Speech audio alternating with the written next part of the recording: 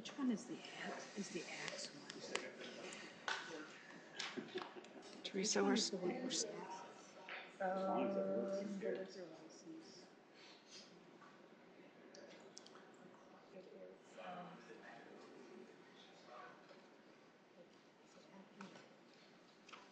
Oh, maybe, okay, maybe. Here, it's in that one.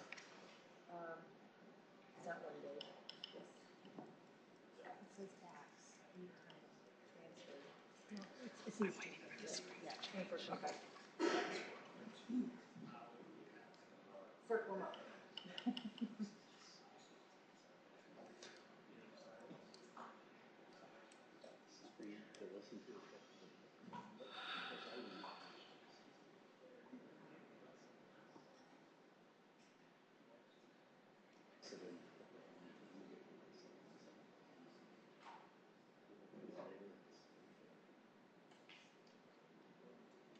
Got it. Well, good evening. Welcome to the September 4 already, City Council meeting here in the City of Sioux Falls. We have a complete council here this evening, and Clerk, I'd ask if you read the roll, please. Council members Kiley. Here. Neitzert. Here. Selberg. Here. Sale. Here. Starr. Here. Staley. Here. Brecky. Here. Erickson. Here. Thank you, Clerk. As is custom with our meetings, we have the opportunity to be led in an invocation, and I'm honored this evening to have Major Thomas Riggs with us. Major Riggs is with the Salvation Army, and so what I would ask is if we could stand and have the invocation, remain standing for the Pledge of Allegiance immediately to follow. Major Riggs, thank you for being here. Thank you, Mayor. Would you join me in prayer? Eternal Father, we're thankful for this opportunity to gather together to discuss business that focuses on our community. We pray, Father God, that through the process you would guide the mayor, that you would guide the council, that you would minister to and through them, that our city would be blessed, that our citizens would be blessed, that we, O God, would appreciate your grace. We thank you, Father, for the privilege of gathering together tonight, and it's in your name we give you praise. Amen. Amen. I pledge allegiance to the flag of the United States of America and to the republic for which it stands, one nation, under God, indivisible, with liberty and justice for all. Thank you. Thanks for being here. All right.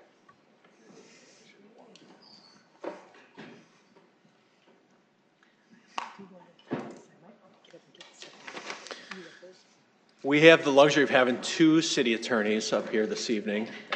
I'd like to welcome City Attorney Stacy Koistra to his first council meeting, and his backup, Karen Leonard. Thank you for both being here this evening. So, we will move on to approval of the consent agenda for this evening. And councilors, I'd ask if there are any changes to the consent agenda. As Mr. Mayor. Yes. I would like to pull items number 1, 5, 8, and 11. Okay. Items 1, 5, 8, and 11. Are there any other changes? Move to approve. Second, Erickson. Okay. Motion by Councilor Erickson, Kyler, seconded by Councilor Erickson. Any further discussion on that? If not, a roll call vote, please. Council members Kiley. Yes. Neitzert. Yes. Selberg. Yes. Sale. Yes. Starr. Yes. Staley. Yes. Brecky. Yes. Erickson. Yes. All right, that has passed 8-0. Now we will move on to our regular agenda for the evening. Move to approve, Erickson. Second, Selberg. Motion to approve, Erickson, seconded by Selberg. Any discussion on our regular agenda? Mr. Mayor, Yeah. I did want to pull one of these liquor license things. Do I do that now? Item number 23 and 24. We'll do it After. Okay. We'll do it All after right, this. thank you. Yep. Oh, any other discussion? If not, I'd ask for a roll call vote on the regular agenda, please. Council members Kiley. Yes. Neitzert. Yes. Selberg. Yes. Sale. Yes. Starr. Yes. Staley? Yes. Brecky? Yes. Erickson? Yes. All right, that is passed 8-0.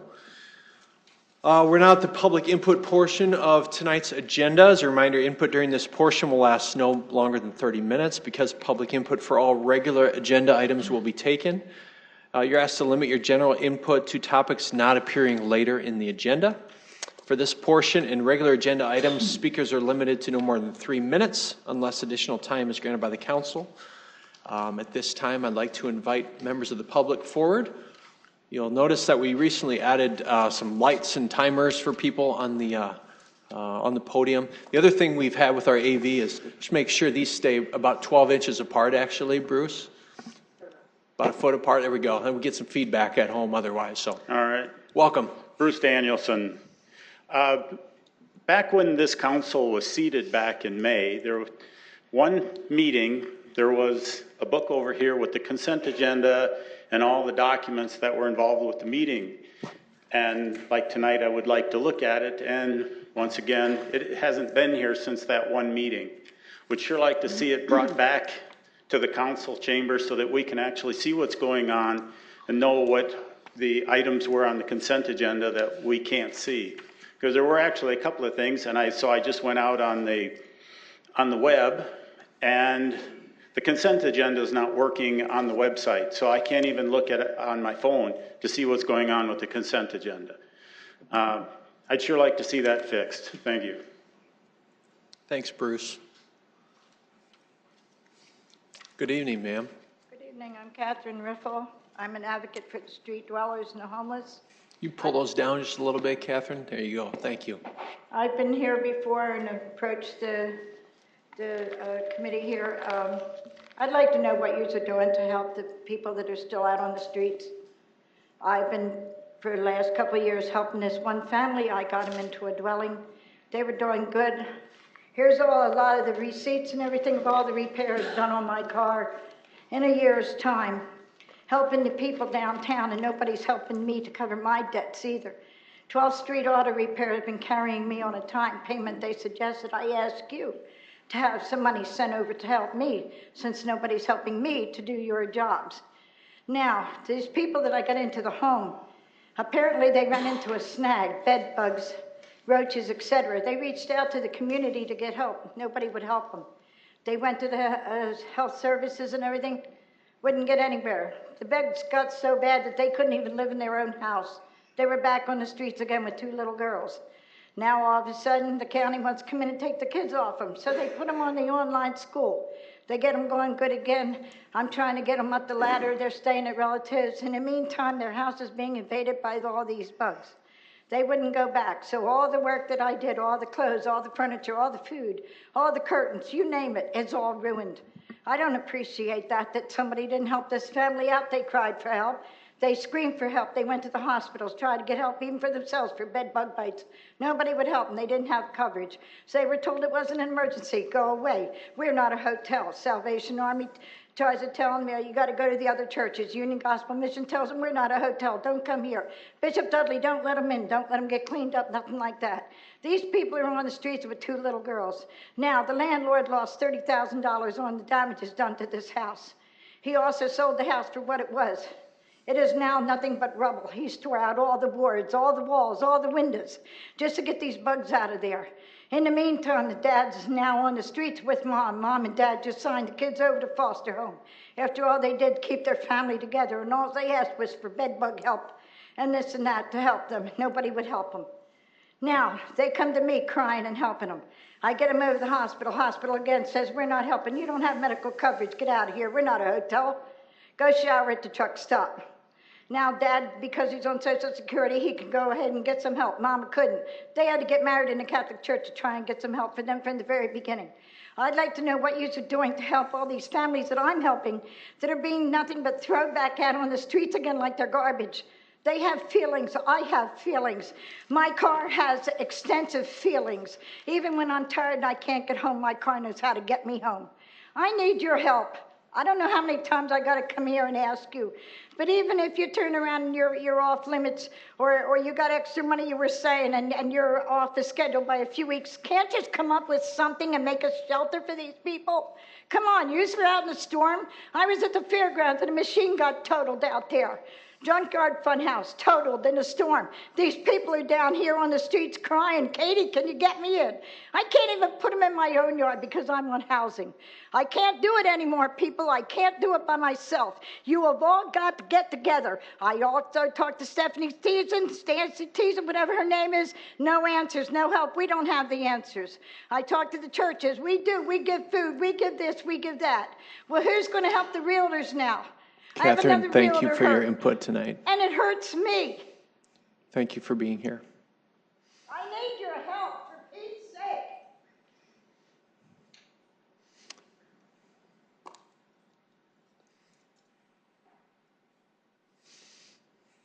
Good evening. Tim Stanga. I want to thank the city for going to the 2 houses that it turned in a couple weeks ago. It looks like there's getting to be a little bit of the campers gone, the tents gone. Now they got to clean up the rest of the mess. I appreciate it. One thing about code enforcement, and that I'd like the city council and the mayor to look at, is when a code enforcement guy has to go to a house on a complaint, but yet he's walking by 5 or 6 of them within 2 houses. I think that should be changed. Instead of going into a neighborhood with blinders on, look alongside and saying, wait a minute, why is this person being turned in, but yet the next door neighbor, he's doing the same thing? I think that we have to not limit what they can go after on the code enforcement, but to be able to maybe look at maybe a block radius. So you can't have one person turning in one person all the time. You got to go through the block radius. Because I know one of my renters was turned in because his boat was sitting in the backyard for 12 hours. But yet, when you drive into the alley, guy has a camper, a boat, a trailer. Next guy has a boat. And this isn't even a block away. This is only 1 house away. Then you go down, there's another boat. Then you go down, there's 2 cars sitting there, no license plates on. Then you go down a little bit more, there's another camper sitting in the front yard that's been there for about 10 years. Why do we just single one person out when the code enforcement people, if they had a little bit more to where they can go by, they can go for more than just one person that they're going out for, take their blinders off and realize what the neighborhoods are going through. Appreciate it. Thanks. Thanks, Tim.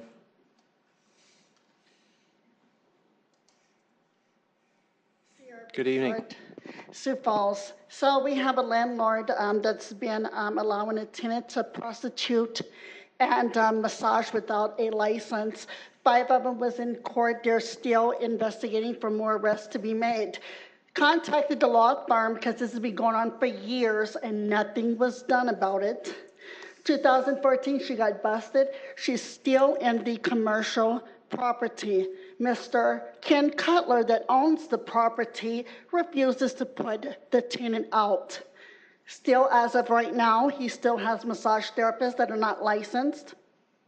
It is hard to do prostitution, very difficult in situations like this. Street crimes units and the police department are working very hard to resolve the issues. Mr. Cutler, that owns the 2 massage therapists, can cut down on the police calls for service and all the time putting in to busting these individuals if he would do evictions. Mr. Cutler is an attorney. Mr. Cutler is refusing to put these people out. These people are illegal immigrants. These people do not have no sales tax license and no massage licenses. They get out of court, pleaded guilty to it, and we have a sugar daddy in court that turns around and says that they're all his fiancés and pays for their court fines in court. So here we are back at the same location, went to Greg's Casino. Greg's Casino said that it's been ongoing for years. They have called Mr. Cutler. Mr. Cutler is not getting rid of the problem. So I advise that the city attorney's office put him as a nuisance because we had 5 arrests and still more is to come. And the landlord is not doing anything to prevent the crime. So I think the city of Sioux Falls needs to step in it and do like other rental properties that do not cooperate with code enforcement, health violations, and police calls for service. As of right now, it's still under investigation. As of right now, I am pushing for more arrests to be made. As of right now, I want prostitution to be busted, but as of right now, I know it's very hard for that. If the police cannot bust it for prostitution, there's about 20 more arrests that's going to be made for opening after hours to 11, 12, 1 o'clock in the morning and massaging without a license. We're talking about high dollar clientele. We're not talking about the average poor person either. High-end clientele, people with $70,000, $80,000 Audis. So I just wanted to bring it to the attention of the city council and see if we can call Mr. Cutler to try to work something out so his tenant won't keep doing this criminal activity on rental properties. Thank you. Anyone else?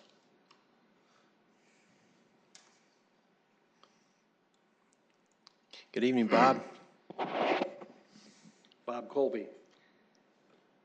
After seeing an article that was in the newspaper relating to the ambulance service or its affiliates or other people who were related to it at one point in time, brought me up to think about what's the first order of business for people with an ambulance service. It's the people who are being served, and these are the citizens and the visitors that we have in our community. This service is a utility, and it's an in-house monopoly.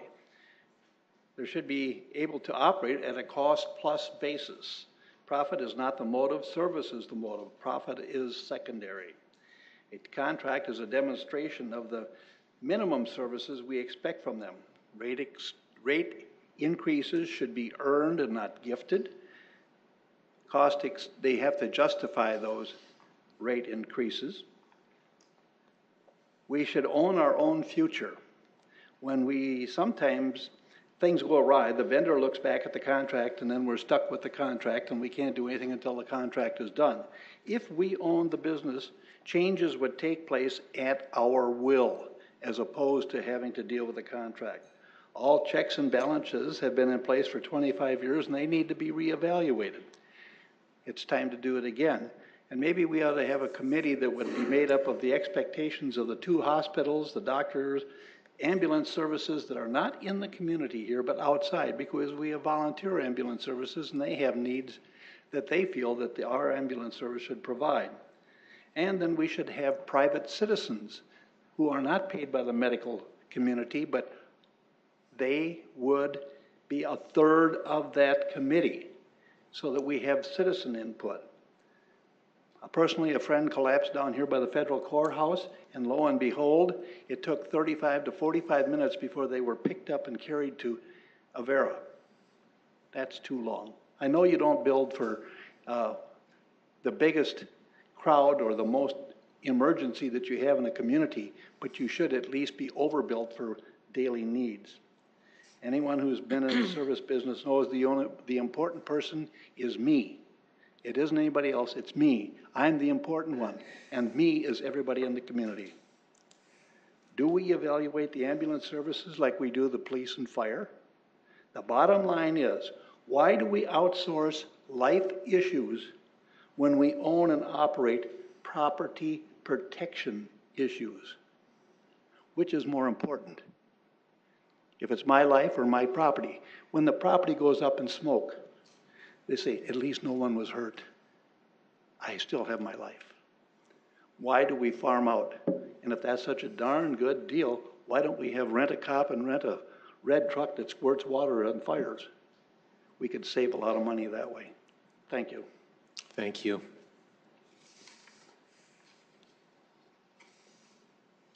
Good evening. Hi, Janelle Kane, Pedigree Management and Courses, LLC. I would just like to draw your attention to a subject that I was drawn attention to on Saturday. I represent a property owner in management of real estate, And in my property management business, I represented his uncle and father back in the 1990s, so I've known this family a long time.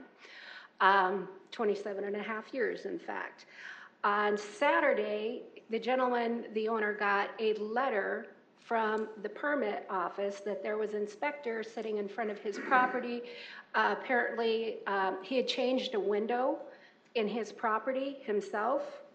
And the only reason I know that is the subcontractor, the painter, he pulled him out of another unit I was paying him to paint, and he said, hold this so I can get it in place. So all of a sudden, we have a permit violation. When my sign was in the front yard, all they needed to do was call me as the property manager. I could tell them who was going to fix that window. I am much, much better to deal with than he is. And he's going to have to take that up with the city himself now. So if we could just put a bug in the ear of those that write those kind of tickets, if there is a contact number around, if they could call that and ask questions before they act on it, my ears wouldn't be ringing and hurting after phone calls like that from owners, and theirs wouldn't either, because I can guarantee you he probably called today and it wasn't a nice call. Thank you. Thank you, Janelle. All right, we'll move on to the pulled consent agenda items. Mr. Mayor, Yeah, I'd like to make a motion to waive the restrictions for regular agenda items during the consent agenda, or during the regular agenda. for public input. For public input. Okay. Okay, motion by Councilor Brecky. I don't know if we need a motion and do we vote on an item like that? Yes.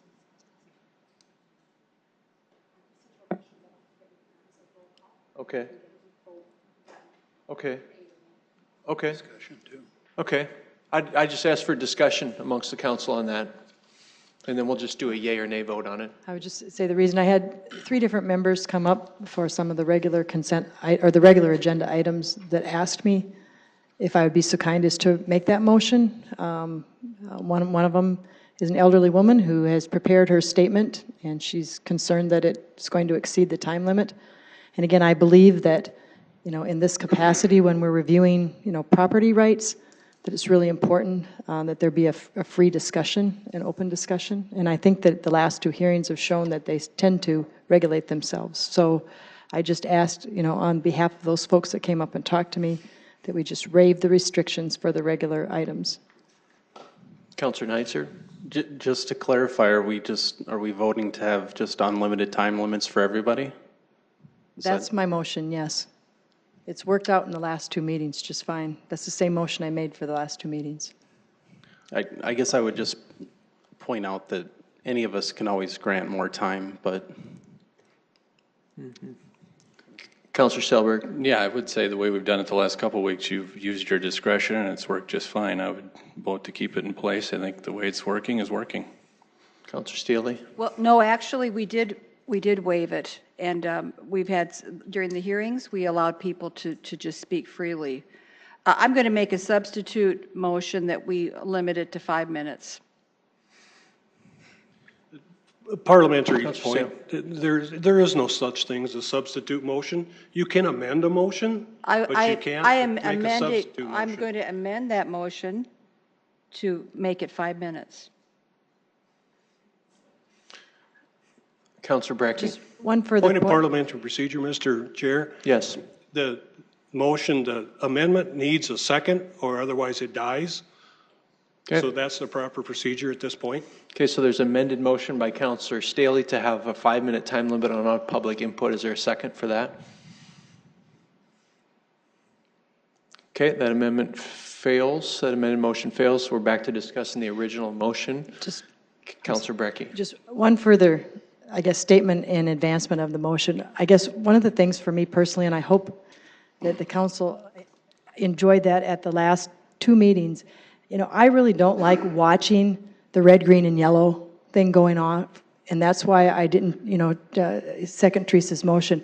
When we're having an engaged discussion with the public about an issue that's of importance to them, It's irritating to me because I'm looking at that and I'm knowing I want to hear it, and so I'm thinking about making that motion for them individually. And that's why I just said I want to have the restrictions, lifted for those discussions so that we can hear them without getting, over-conscious, about those blinking lights and wondering if they're going to make it and cram it into that minutes or not. So I know that the meeting tonight, particularly there's people here in landscape, there's here some other issues as well. I really think it'll work itself out. There's not that many people that we can't handle it, I think, with an unrestricted discussion. But that was, part of, for me, feeling that I was really listening and engaged with my audience when I wasn't studying that monitor.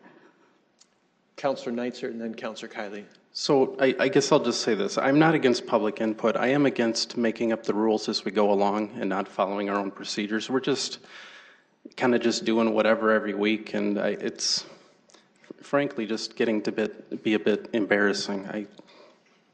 That's it. Councillor Kiley. I agree with Councillor Neitzer. We made up the rules. We had a month-long conversation on this topic, and it was passed by the majority. We stick to it as it is. It has already proven that it works. When individuals are making statements that we find worthy, we certainly can and have asked for extensions on time. That process has worked. I feel we should follow the process that we've thoroughly discussed. Councillor Sale.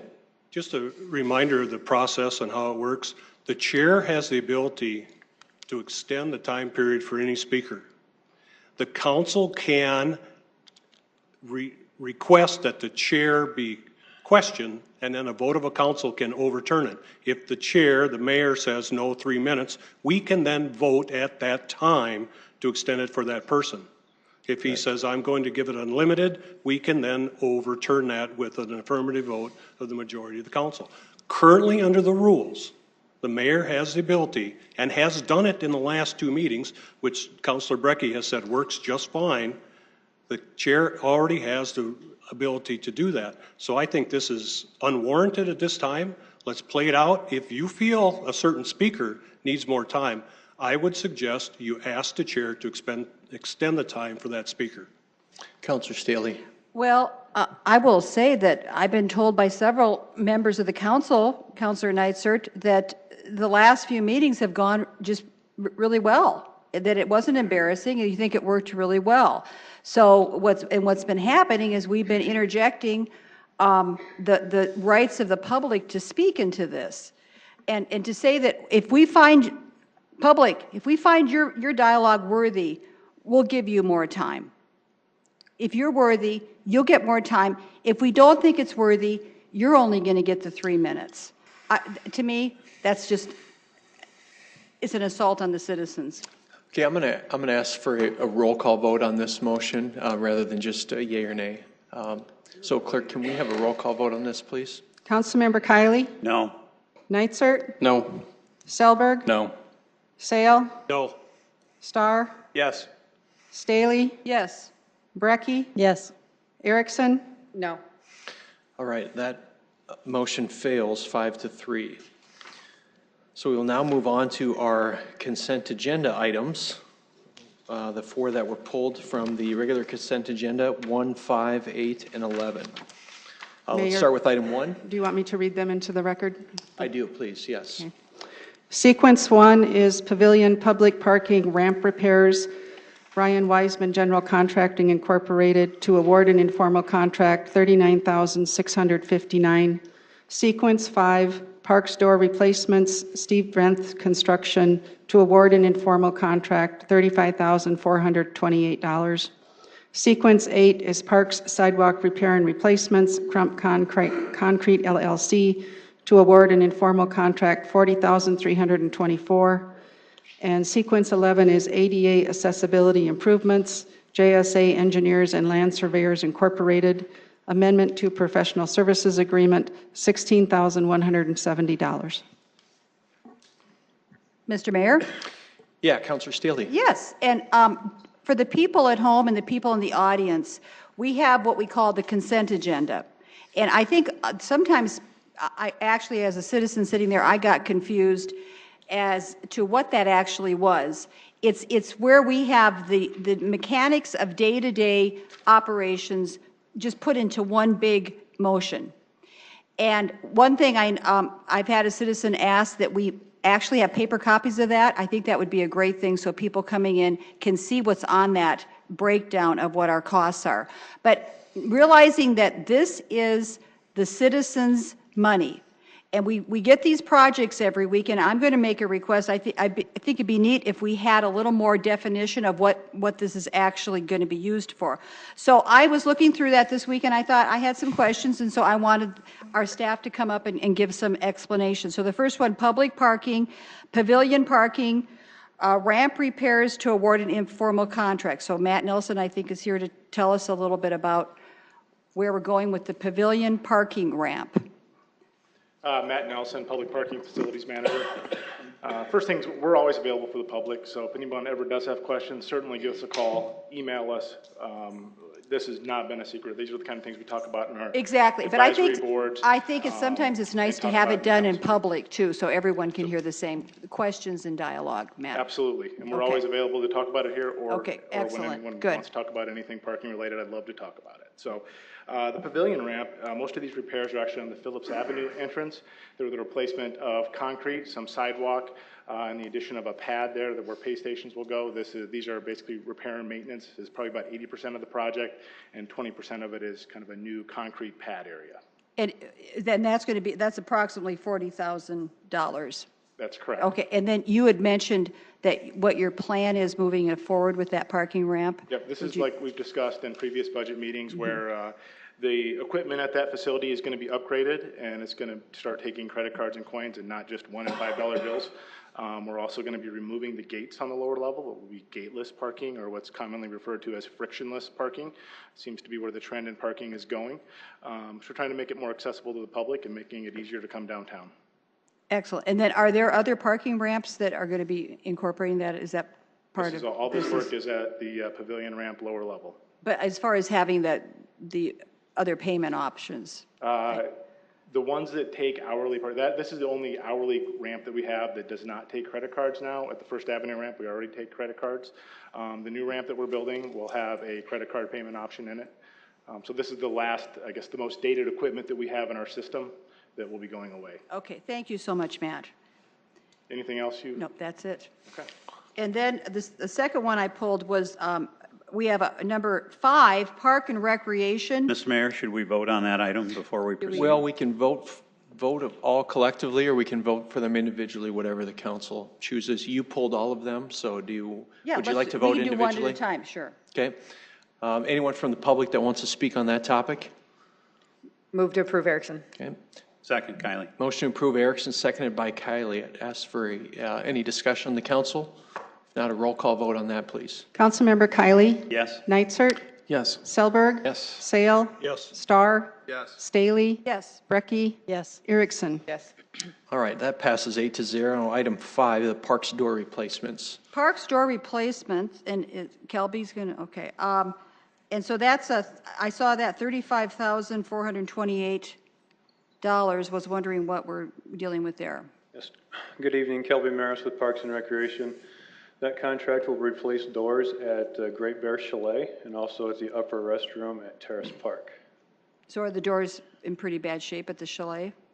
Yes, ma'am. These doors are the highest on our priority list for replacement. Okay, thank you very much. All right, anyone from the public who wishes to speak on that item? If not, motion to approve that? Second. Move to approve Erickson, seconded by Kylie. Any discussion? If not, a vote on that, please. Council members Kylie? Yes. Nitzert? Yes. Selberg? Yes. Sale? Yes. Starr? Yes. Staley? Yes. Brecky? Yes. Erickson? Yes. That passes 8-0. Consent agenda item 8 is the park sidewalk repair and replacements. And we've got $40,000 for that, Kelby. Tell us about. Yes, this will repair and replace portions of sidewalk at Falls Park, and it will also add an ADA access point at McCart Park.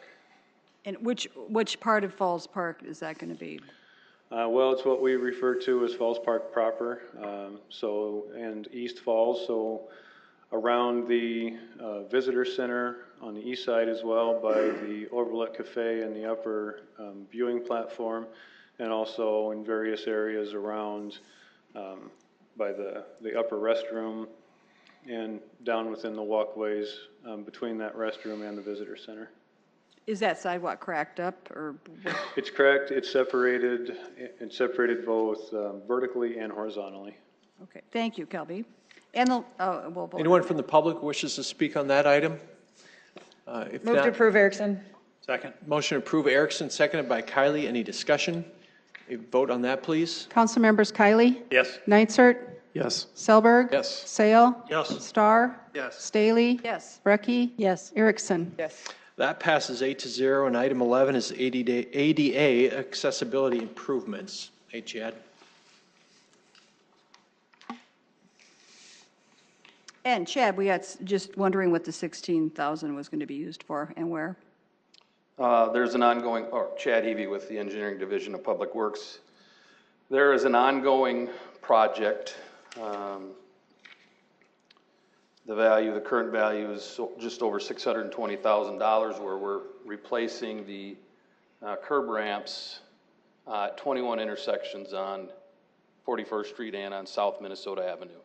And these additional hours are for more time for inspection and in coordination, pay applications, so that we are getting the ramps built in compliance with the drawings and in compliance with the Americans with Disabilities Act. Thank you. You're welcome. Anyone from the public who wishes to speak on that item? Can I have a motion, please? Move to approve. Second. Motion approved. Kylie, seconded by Erickson. Any discussion? If not, a roll call vote, please. Council members Kylie? Yes. Nitzert? Yes. Selberg? Yes. Sale? Yes. Starr? Yes. Staley? Yes. Brecky? Yes. Erickson? Yes. That passes 8-0. Now we'll move on to our regular agenda. Okay, unfinished business. Item 18 is a new 2018-19 retail malt beverage license requesting off-sale use only for 57th Street Lodging Partners Hampton Inn and Suites, 3701 West Avera Drive. CUP not required. Item 19 is a new 2018 retail wine license for Elegant Nail Bar LLC, Elegant Nail Bar, 3010 West 57th Street, with conditional use permit 6910-2017 being approved on July 5th, 2017, pending final inspections per health. Item 20 is a new 2018-19 retail malt beverage license for Elegant Nail Bar LLC, Elegant Nail Bar, 3010 West 57th Street, with conditional use permit 6910-2017 being approved on July 5th, 2017, pending final inspections per health. 21 is a new 2018-19 retail malt beverage license for MR2T LPR Wine Bar, 322 East 8th Street, CUP not required, pending final inspection per fire. Item 22 is a new 2018 retail wine license for MR2T LPR Wine Bar, 322 West 8th Street, CUP not required, pending final inspection per fire. Item 23 is a new 2018 retail wine license for T-Slat Incorporated, JJ's Axes and Ales, 4810 Southwestern Avenue, with conditional use permit 8262-2018, being approved on May 3rd, 2018. Item 24 is a new 2018-19 retail malt beverage license for T-Slat Incorporated, JJ's Axes and Ales, 4810 Southwestern Avenue, with conditional use permit 8262-2018, being approved on May 3rd, 2018. Item 25 is a transfer of 2018 off-sale delivery license for T-Slat Incorporated, JJ's Wine, Spirits, and Cigars, 3000 West 57th Street, CUP not required. Item 26 is a special one-day malt beverage license for Sioux Falls Women Run Training Team to be operated at Great Outdoor Store, 201 East 10th Street, for a movie event on September 6, 2018. Item 27 is a special one-day malt beverage license for Augustana University, 2001 South Summit Avenue, for a Hastings, South Dakota Archaeological Society meeting on September 7, 2018. Item 28 is a special one-day wine license for Augustana University, 2001 South Summit Avenue, for a Hastings, South Dakota Archaeological Society meeting on September 8, 2018. Item 29 is a special one-day wine license for Butterfly House and Aquarium, 4320 South Oxbow Avenue, for a fundraiser on September 8, 2018. Item 30 is a special one-day malt beverage and one-day wine licenses for Catering America to be operated at Vance Thompson Vision, 3101 West 57th Street, for a social on September 10th, 2018. Item 31 is a special one-day wine licenses for Downtown Sioux Falls Incorporated to be operating at the following locations: 605 Running Company, 124 South Phillips Avenue; Acorn 19 Bead Company, 319 South Phillips Avenue; American State Bank, 223 South Phillips Avenue; Architecture Incorporated, 415 South Main Avenue; Atoli Salon and Spa, 317 South Phillips Avenue; CH Patisserie, 309 South Phillips Avenue; Chelsea's Boutique, 220 South Phillips Avenue; Great Outdoor Store, 201 East 10th Street; J.H. & Sons, 216 South Phillips Avenue; JLG Architects, 232 South Main Avenue; LPM Properties Legacy Development, 101 South Main Avenue; Envy Studio, 106 West 11th Street; Nyberg's Ace, 200 East 12th Street; Palmer Lee, 206 South Phillips Avenue; Rayfield's Art and Framing, 210 South Phillips Avenue; Rug and Relic, 401 East 8th Street, number 114; Say Anything Jewelry, 225 South Phillips Avenue; Simply Perfect, 401 East 8th Street, number 1010; Sticks and Steel, 401 East 8th Street, number 118; T.H. Gray, 330 South Phillips Avenue; Urban Archaeology, 126 South Phillips Avenue; and Young and Richards, 222 South Phillips Avenue for an art wine walk on October 5th, 2018. Hi, Jamie. Good evening, Jamie Palmer with licensing. Items 18 through 24 are all new license requests. I'd be happy to answer any questions on those. Item 25 is a transfer request. This license, this particular applicant transferred his on-sale liquor license and packaged liquor license previously. This license was missed, so that's why that's before you tonight. Items 26 through 31 are all special one-day requests that have met the state law requirements, and I'd be happy to answer any questions. Before that, any public input on this, any of these items? If not, I'd take questions that you'd have for Jamie. And councilors have questions for Jamie on these items. Mr. Mayor? Yeah, Councilor Starr. Thank you, Mr. Mayor. Jamie, item 31 is one that always stands out to me when we put these all together like this, because I'd probably ask the same question when they're all individual, why we don't put them together. But what is, there was one we approved earlier in the consent as well that had, I want to say 8 or 10 different dates all under the same letter that it was, I think, to consume but not sell agreement. Is there any limits on how many locations or how many dates you can apply for one-day licensing? The council, actually, you would have the ability to limit that if you so chose, but in statute, state statute, there isn't anything that limits the number, or what is the fee for a one-day license? $25 for a wine and $25 for beer and $100 for liquor. So they would have to pay $25 for each location that they are requesting. So even though they're all together, they're still paying the individual. They're not saving by putting it together or separating it. Just speeds it up for us. The only thing it's saving is the publication cost. So just one publication cost. Gotcha. Thank you. Councilor Staley? I was going to make a motion. Go ahead. I'd like to make a motion to approve items 18 through 22 and 25 through 31. Second. All right, motion by Staley to approve 18 to 22 and 25 to 31, seconded by Kylie. Any discussion on those? If not, a roll call vote on those, please. Council members Kylie? Yes. Neitzer? Yes. Selberg? Yes. Sale? Yes. Starr? Yes. Staley? Yes. Brecky? Yes. Erickson? Yes. That passes 8-0, and now we'll discuss items 23 and 24 of that. Councilor Staley. Yeah, and this is dealing with the axe issue again. And we talked about this, a month or so, 6 weeks ago. We approved, well, I voted no on it, but we're having a business that is allowing you to have one drink an hour while you throw an axe. And at the last discussion, there was a comparison made that it's no different than throwing a dart. And I made the comment that I'd rather be hit by a dart than a hatchet at the time. But I had heard some scuttlebutt that in our community, we don't have steel-tipped darts being used anymore either. So I did call the Pocket and talked with one of their bartenders, and it was interesting because he said that they are using plastic-tipped darts.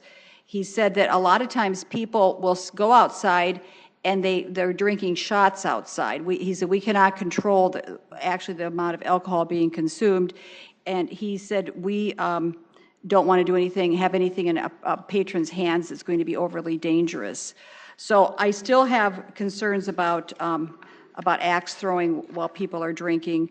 I'm certainly not opposed to bars. I'm not anti-alcohol, although I think it does cause a lot of despair and brokenness in people's lives, but it's legal, I get that. So I just wanted to pull that out. I'm going to be voting against it for those reasons I stated. Councilor Erickson. Thank you. Can I have the applicant come forward, please? Good evening. Good evening, folks. Tom Slattery. Thank you. My question to you is, and I know that the security outline is online. Talk to me a little bit about, give me a summary of it. The concern has been 1 drink an hour. Is that the same standard that you guys are providing? What is your standard? We'll be limiting anybody who has a set time or set lane time is what we call it, from consuming more than 1 beer per hour while they're on our premises. Okay. As Councilor Staley indicated, you can't control what they're doing outside of the time that they're on our establishment, but what we can do as professional adult beverage purveyors is know what the signs are of an intoxicated individual when they walk into our door.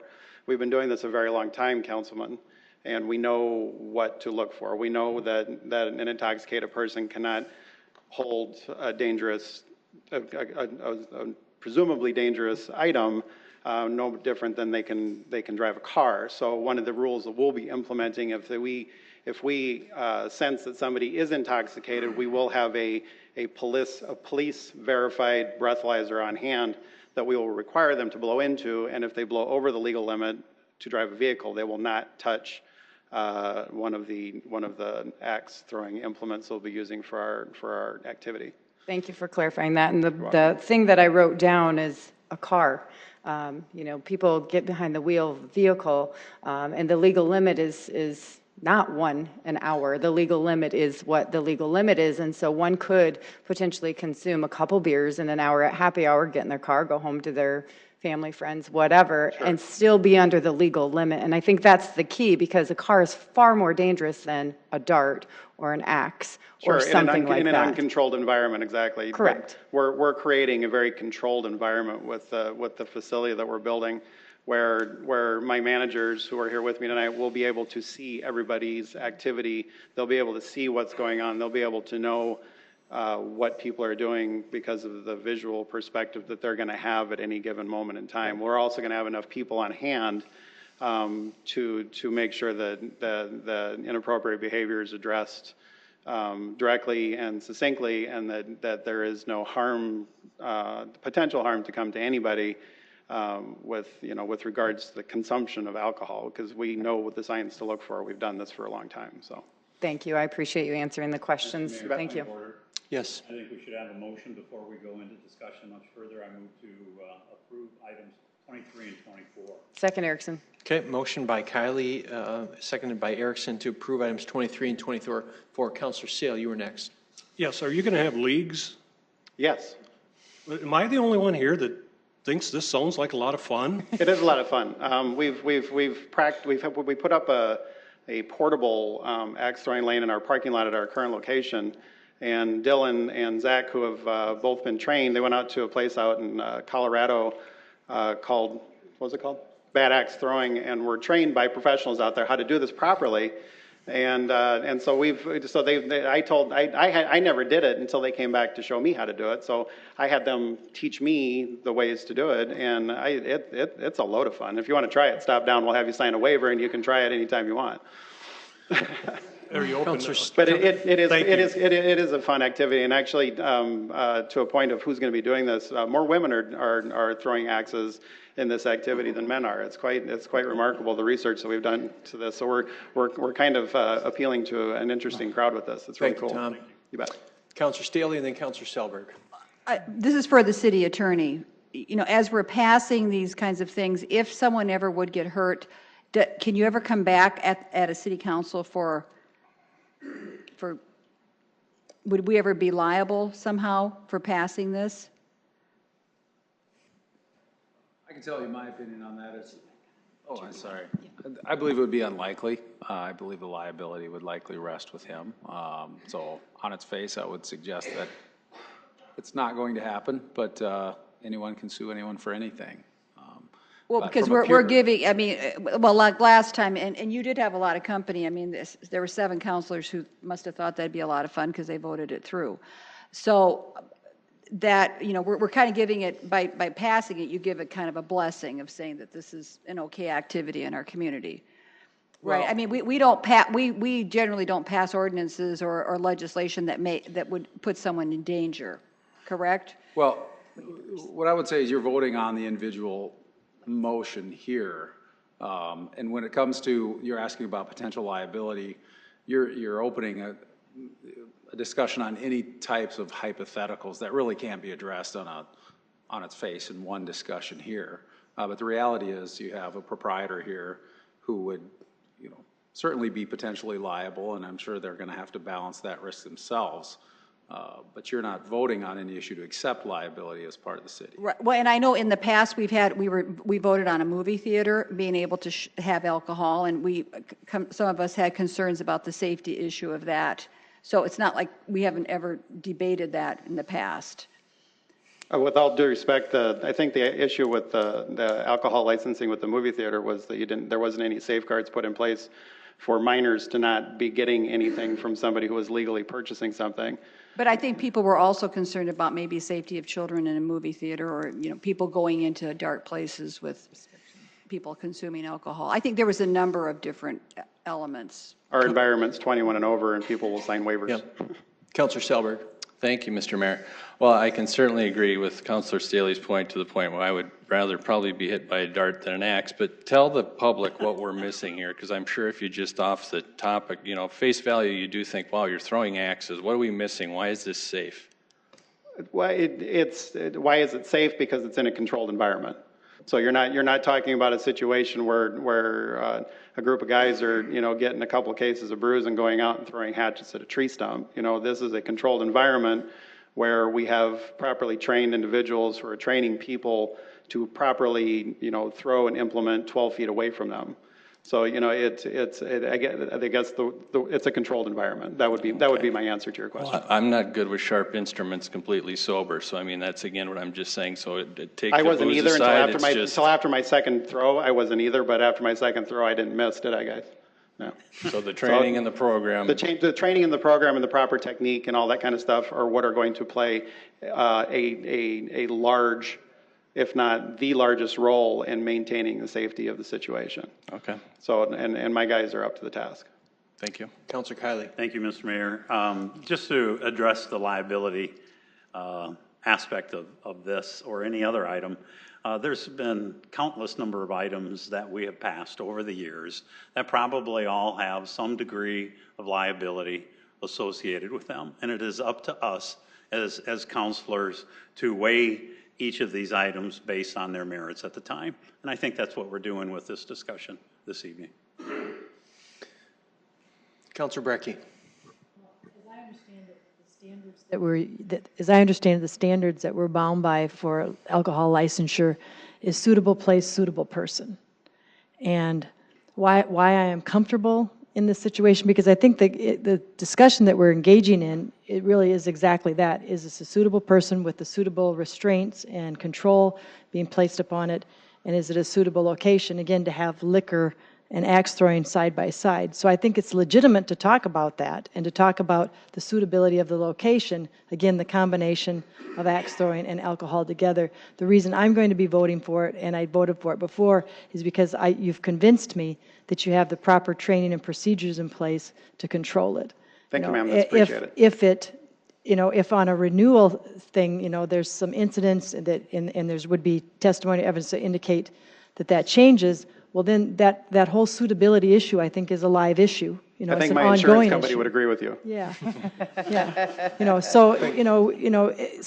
But I do think, based on what you've told us and the research that you've done and the program that you put in place, that I'm comfortable at this time that it's a suitable place and a suitable location for this to happen, again, based on the controls and the programming that you've put in place. If that changes, if your actual implementation changes, then, we'd have to look at it again. I appreciate that. Just one other note, in going through the process of getting an insurance policy for this establishment, we kind of budgeted an astronomical cost because you got to think that it could be pretty expensive to do something like this, given the cost of a potential loss and what have you. And because of the mitigating factors that we were able to implement in our business plan and our strategy of working this business and the waivers of liability and the things that I worked through with my lawyer, the insurance company was very happy to go ahead and sign and provide a policy for us because they were comfortable that their liability was pretty limited. So, thank you, Tom. So there's a motion on the floor. Any further discussion on the council? If not, I'd ask for a roll call vote on this, please. Councilmember Kiley? Yes. Nitzert? Yes. Selberg? Yes. Sale? Yes. Starr? Yes. Staley? No. Brecky? Yes. Erickson? Yes. That passes 7-1. Next item, please. Item 32 is a second reading.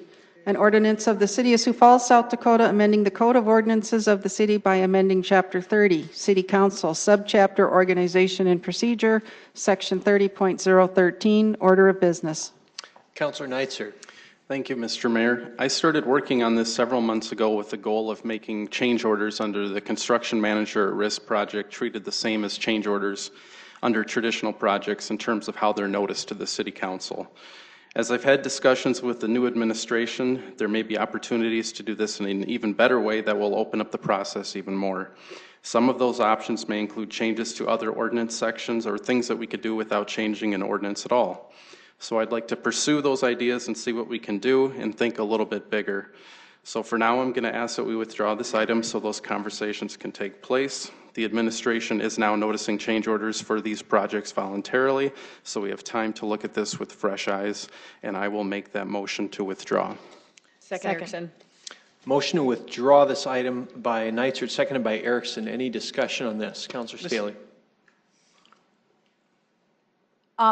What I would say is that as I've talked with people in the community, I think having all this information online is going to be really important. Whether we think it's important, whether we think they might think it's important, again, when we start making judgment calls as to, well, the public might want this or might not want that, more is going to be better. And so I'm hoping that we're going to be able to move through this thing and bring it all out in the open. Sure. Councilor Starr. Thank you, Mr. Mayor. I guess more of a question of clarification. If we schedule a second reading and a hearing, even though it's being withdrawn, do we still need to hear from the public? That there may be people who come forward and... Public input is still part of this, correct? Okay, thank you. And in fact, we have a motion and a second. And so is there anyone from the public who wishes to speak on this item? Of course. Okay. Seeing none, is there additional discussion on the council? If not, a vote on this motion to withdraw, please. Councilmembers Kiley? Yes. Nitzert? Yes. Selberg? Yes. Sale? Yes. Starr? Yes. Staley? Yes. Brecky? Yes. Erickson? Yes. That item passes 8-0. Item 33. Item 33 is a second reading, an ordinance of the City of Sioux Falls, South Dakota, rezoning property located at 5311 West 26th Street from the RA2 Apartment Residential Moderate Density District to the CN Conservation District number 8906, 2018, and amending the official zoning map of the City of Sioux Falls. Planning Commission recommends approval, 8-0. Good evening. Hi, Maggie Squire representing Planning and Development Services. The applicant and owner of this property is the City of Sioux Falls. It's located west of South Marion Road and south of West 26th Street. The size is 0.21 acres, and the purpose is to match the correct zoning with the current use of the property, which is for drainage and utilities. Thanks, Maggie. Anyone from the public wish to speak on this item? Questions for Maggie or discussion on the council? Move to approve, Starr. Second. Motion to approve, Starr, seconded by Kiley. Any discussion? If not, a vote on this, please. Councilmembers Kiley? Yes. Nitzert? Yes. Selberg? Yes. Sale? Yes. Starr? Yes. Staley? Yes. Brecky? Yes. Erickson? Yes. That item passes 8-0. Item 34. Item 34 is a second reading, an ordinance of the City of Sioux Falls, South Dakota rezoning property located at 5501 East Red Oak Drive from the RS Single Family Residential Suburban District to the CN Conservation District number 8904-2018 and amending the official zoning map of the City of Sioux Falls. Planning Commission recommends approval 8-0. The applicant and owner of this property is also the City of Sioux Falls. It's located at 5501 East Red Oak Drive, which is by Rosa Parks Elementary School. The size is 1 acre, and the purpose is to match the correct zoning with the current use of the property, which is for a city-managed detention pond. Thank you, Maggie. Anyone from the public wish to speak on this item? Questions for Maggie? Bruce, would you like to speak on this item? Come forward. Okay. Move to approve. Second, Star. Motion approved by Kylie, seconded by Starr. Any discussion? If not, a vote on this, please. Council members Kylie? Yes. Nitzert? Yes. Selberg? Yes. Sale? Yes. Starr? Yes. Staley? Yes. Brecky? Yes. Erickson? Yes. That passes 8-0. Item 35.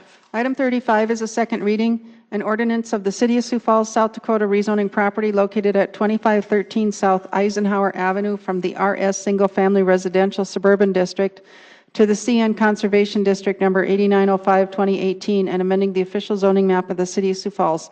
Planning Commission recommends approval 8-0. The applicant and owner of this property is the City of Sioux Falls. It's located west of South Sertoma Avenue and east of South Grinnell, and also south of West Chesapeake Lane. The size is 21 acres, and the purpose is to match the correct zoning with the current use of the property, which is also a city detention pond. Thank you, Maggie. Is there anyone from the public who wishes to speak to this? Please come forward. Welcome, sir.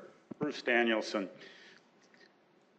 When Shape Places was passed in 2014 and all the controversy that came before it leading up to that election, one of the things that we noted in this whole process, and as we got into 2016 and we started really looking deep into the zoning issue here in this town, we found that the 66,000 properties approximately in Sioux Falls were questionably rezoned in that whole process.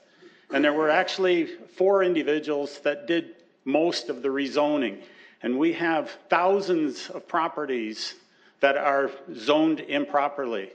And I believe that we need to get back in and re-look at the zoning in this town, because as people are transferring property and things are starting to change, you're going to start running into more of these people saying, that's not the zoning I had when I bought my property. That's not the way it was. I could have been able to do this. I should have been able to do this. I should have been able to do this. And they can't. And now they have to go through. And now you're having people who own property that are coming before this body, and there'll be more of them coming, saying that they had to pay $700 or some fine or some fee for changing their property back to its original use. I know people who have triplexes ended up having their buildings rezoned as single family. I know that a person with a triplex that actually was made into a duplex. These people have lost their zoning.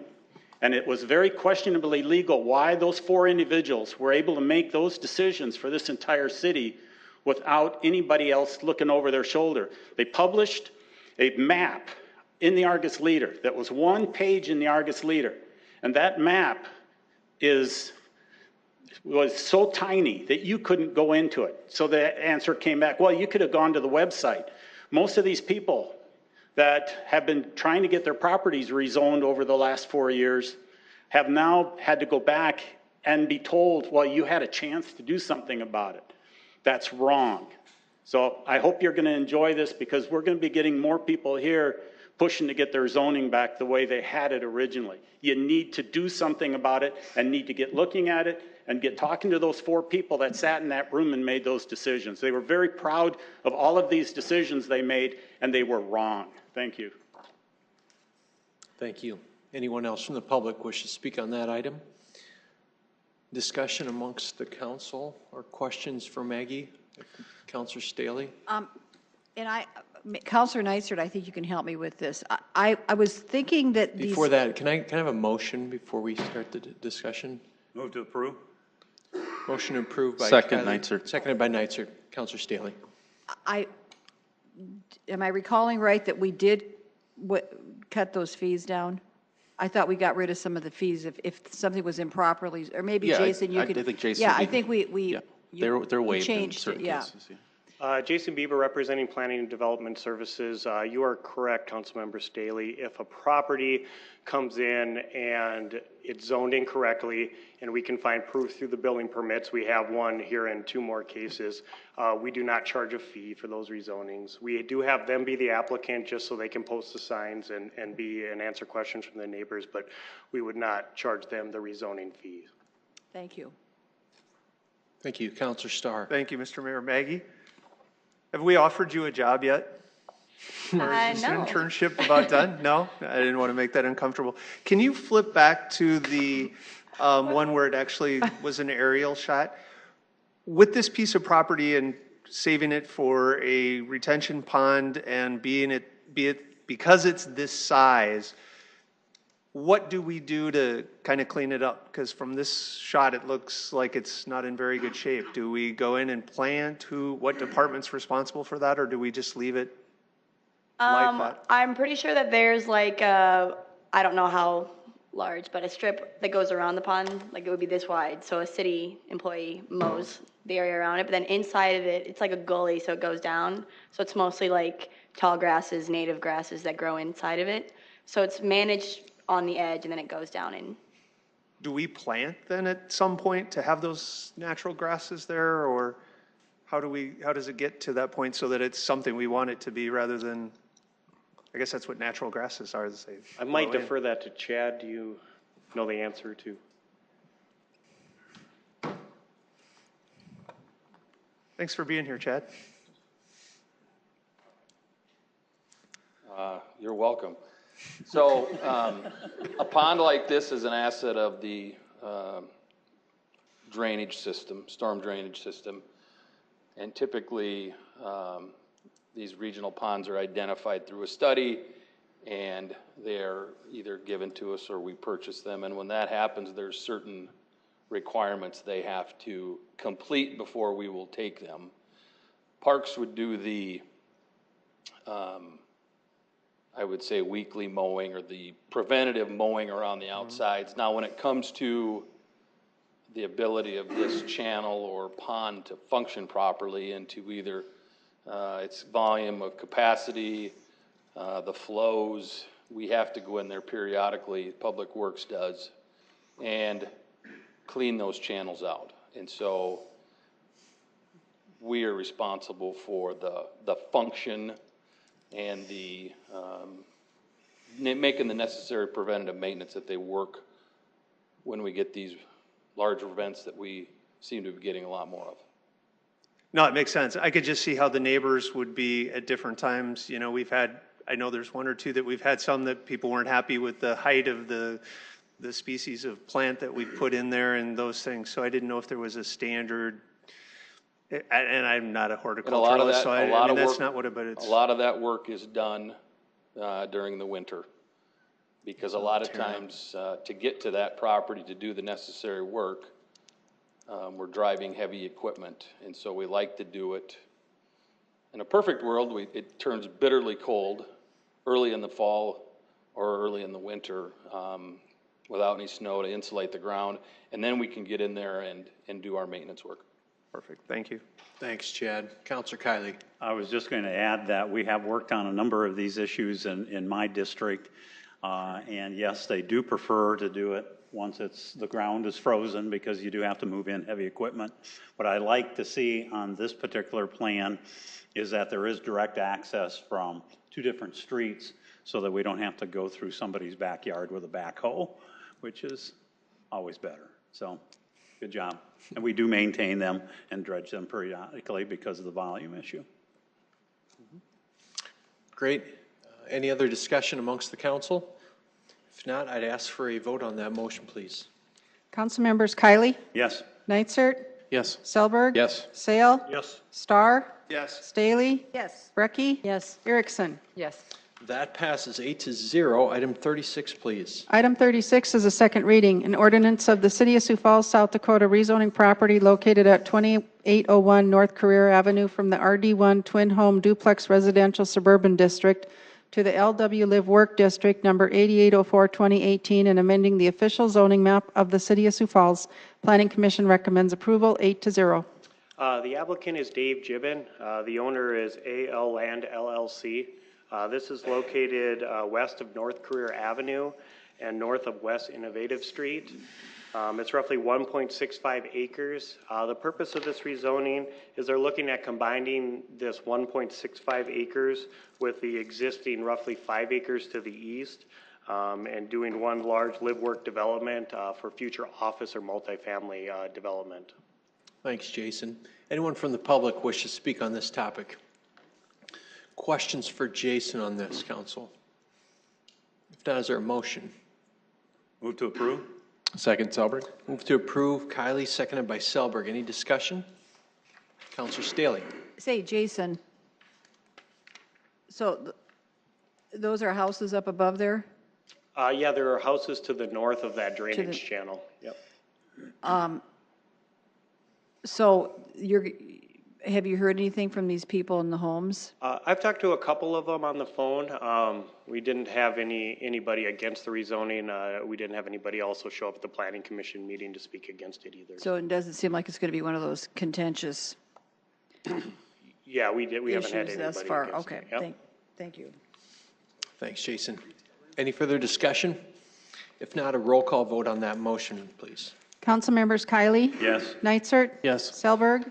Sale. Yes. Starr. Yes. Staley. Yes. Brecky. Yes. Erickson. Yes. That passes 8-0. Item 37. Item 37 is a second reading, an ordinance of the City of Sioux Falls, South Dakota rezoning property located at 501 North Covell Avenue from the RT1 Single Family Residential Traditional District to the RD1 Twin Home Duplex Residential Suburban District number 8791, 2018, and amending the official zoning map of the City of Sioux Falls. Planning Commission recommends approval 8-0.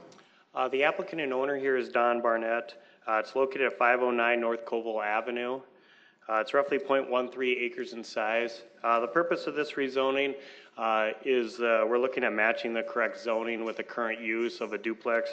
This is one of the properties that Councilmember Staley had brought up. When the applicant came down to, I believe, pull a building permit, we looked through the records and noticed that it was a duplex currently on the lot. It had been a duplex for some time. Therefore, then we waived the rezoning fee and have them come in and rezone it to get the correct zoning on the lot. Thanks, Jason. Anyone from the public wish to speak on this item?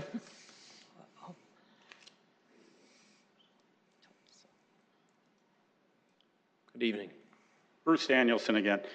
Real quick, this is a situation that's all over this town. They don't waive the fees on all of these.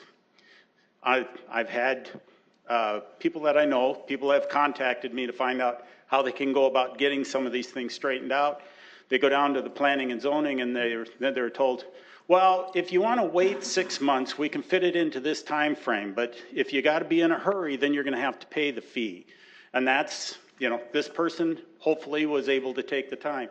A few of these people were in the midst of doing projects at their house. They wanted to get their house or their business done, and they had to pay the fee.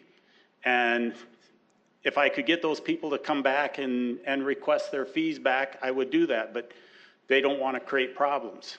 There's a lot of these things out there. So when Jason and the bunch come and talk to you about, we have this problem and we're trying to get it fixed, that should be a dead ringer right there. That should have been a situation where that landowner should have been able to go back to their previous situation without a fee. Thank you. Councilors, any questions for Jason? Councilor Staley? Jason? So, what do you say? That was probably the process here. I bet it was 2 or 3 years ago we used to do that, where we would come in and staff would physically come in and rezone all these properties. I know some members of the council didn't like the way that we were doing that process. And it's been the last 2 years that we've done it this way. If this gentleman came in, we do not hold them up. As long as we know that that's a duplex, it's been a duplex prior to Shape Places, we would issue them a building permit. We would have them come in and rezone it. We would make them the signs. All they would do is post the signs. We would not charge them the fee, and then they would be rezoned to duplexes. And if I may say, I was one of those people that didn't like the process. I think Sure. Councilor Neitzer might have raised some objections, and I want to say you responded, and it was fabulous. Thank you. Yeah, and we appreciate it. I think this is working really well. Thank you. Instead of us doing it, have them do it, and it's worked well. So, Any other questions for Jason? If not, I'd look for a motion on this. Move to approve. Second. Motion approved, Kylie, seconded by Selberg. Any other discussion? If not, a vote on this, please. Councilmembers Kylie? Yes. Nitzert? Yes. Selberg? Yes. Sale? Yes. Starr? Yes. Staley? Yes. Brecky? Yes. Erickson? Yes. That passes 8-0. Item 38. Item 38 is a second reading, an ordinance of the City of Sioux Falls, South Dakota rezoning property located at 5100 North Healy Lane from the C2 Commercial Neighborhood and Streetcar District to the I-1 Light Industrial District number 8879, 2018, and amending the official zoning map of the City of Sioux Falls. Planning Commission recommends approval, 8-0. the applicant here is David Burwitz. The owner is Dell Arneson. It's located at 5100 North Healy Lane, just south of Interstate 90 and just west of North Cliff Avenue. It's about 12.34 acres in size. The purpose of this rezoning is they're looking at constructing a future light industrial warehouse development on those 12.34 acres. Thank you, Jason. Anyone from the public wish to speak on this topic? Councilors, questions for Jason? Move approval. I'm Look sorry. for a motion. Move Thank you. approval, Nitzert. Second. Motion by Nitzert, seconded by Kylie. Any discussion? If not, a vote on that, please. Councilmembers Kylie? Yes. Nitzert? Yes. Selberg? Yes. Sale? Yes. Starr? Yes. Staley? Yes. Brecky? Yes. Erickson? Yes. That passes 8-0. Item 39. Item 39 is a second reading, an ordinance of the City of Sioux Falls, South Dakota rezoning property located east of Interstate 29 North and north of West 12th Street from the C4 Commercial Regional District to the CN Conservation District, number 8892, 2018, and amending the official zoning map of the City of Sioux Falls. Planning Commission recommends approval, 8-0. So the applicant and owner of this one is also the City of Sioux Falls. It's located east of I-29 North and north of West 12th Street. The size is 4.3 acres, and the purpose is to match the correct zoning with the current use of the property, which is for drainage. Thank you, Maggie. Anyone from the public wish to speak on this item? Questions for Maggie or Jason on this? Move to approve, Erickson. Second. Motion to approve, Erickson, seconded by Kylie. Any discussion? If not, a vote, please. Councilmembers Kylie? Yes. Nitzert? Yes. Selberg? Yes. Sale? Yes. Starr? Yes. Staley? Yes. Brecky? Yes. Erickson? Yes. That passes 8-0. Item 40. Item 40 is a second reading, an ordinance of the City of Sioux Falls, South Dakota rezoning property located at the southwest corner of West 26th Street and South Elmwood Avenue from the RS Single Family Residential Suburban District to the S1 General Institutional District, petition number 8534, 2018, and amending the official zoning map of the City of Sioux Falls. Planning Commission recommends approval, 8-0, with the following conditions. Principal and accessory uses within the NF1, NF2, UT1, UT2, BCF1, BCF2, BCF3, and RE1 forms be limited to accessory off-site parking. I just wanted to say something real quick about Maggie. I was going to get up at the last one, but her last day is Thursday. I just want to say what an awesome job she's done this year. She's taken so much work on, any more than any intern we've had. She's helped me out a lot in the last 3 months. So hopefully maybe someday she'll be back here with us and up here. So I just wanted to give her a quick shout out. Absolutely. And thanks for getting up at these council meetings and doing your thing. We appreciate it. Workforce development, stay in Sioux Falls. We need you. Jason, go ahead and speak to this The item. applicant and owner here is Richard DeSanto with Lifescape. It's located west of South Elmwood Avenue, north of West 28th Street, and south of West 26th Street. It's roughly 1.84 acres in size. The purpose is the applicant is looking at vacating South Elmwood Avenue between 26th and 28th Street. Then they're looking to construct a roughly 150 space parking lot for the Lifescape property to the east. They currently lease about 88 spaces from the VA hospital to the north. Their lease is up and the VA hospital needs parking for their campus, so they are not renewing the lease for Lifescape. Therefore, they got to make up those 88 parking spaces. And then they would also be able to net an additional 62 spaces if this parking lot and the vacation are approved by council. A level D buffer yard is required along that west property line. That does include a minimum of a 45-foot setback, 6-foot high berm, and 50 units of landscaping per 100 lineal feet. Lifescape will also direct visitors and staff to park in this parking lot, and hopefully that'll alleviate some of the cars that currently park on West 28th Street that make it difficult for snow removal and difficult for the residents within that area. And then as the clerk indicated, there is a condition, recommended condition on this rezoning that would only allow it to be a parking lot. They wouldn't be able to construct a future building at all with this project. Thank you, Jason. Is there anyone from the public that wishes to speak on this item?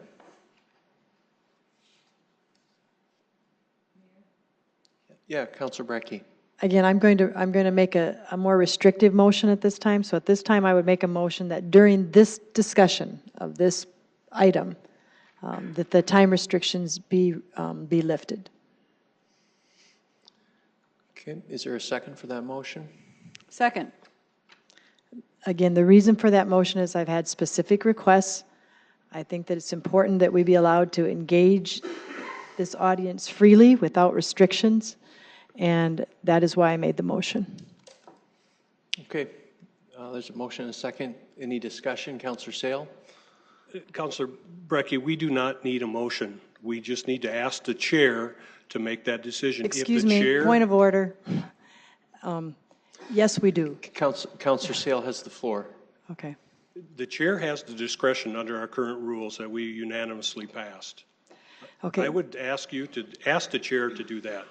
If he says no, then we'll take a motion. I would like to respond. The ordinance states, there's nothing in the ordinance whatsoever that refers to any discretion that the mayor has. That's in the rules that were passed by resolution. Ordinance trumps resolution. Ordinance says the council may waive the restrictions. So it can be done two ways. I have every right to make it in a form of a motion and ask the council to do it, or we can sit and hope that the mayor is going to do it. It's important to me, so I will be making motions to do it. Thank you. Okay, any other discussion?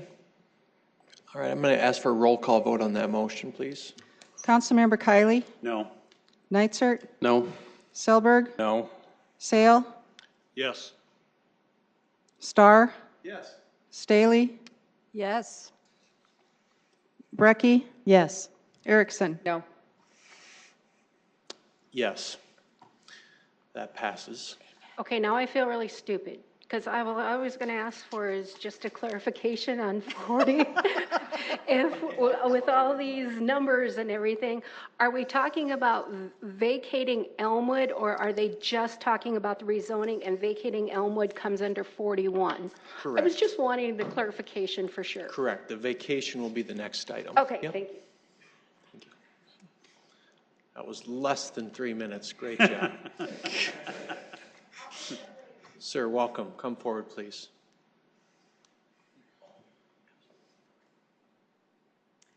Dave Hokinson. Hi, Dave.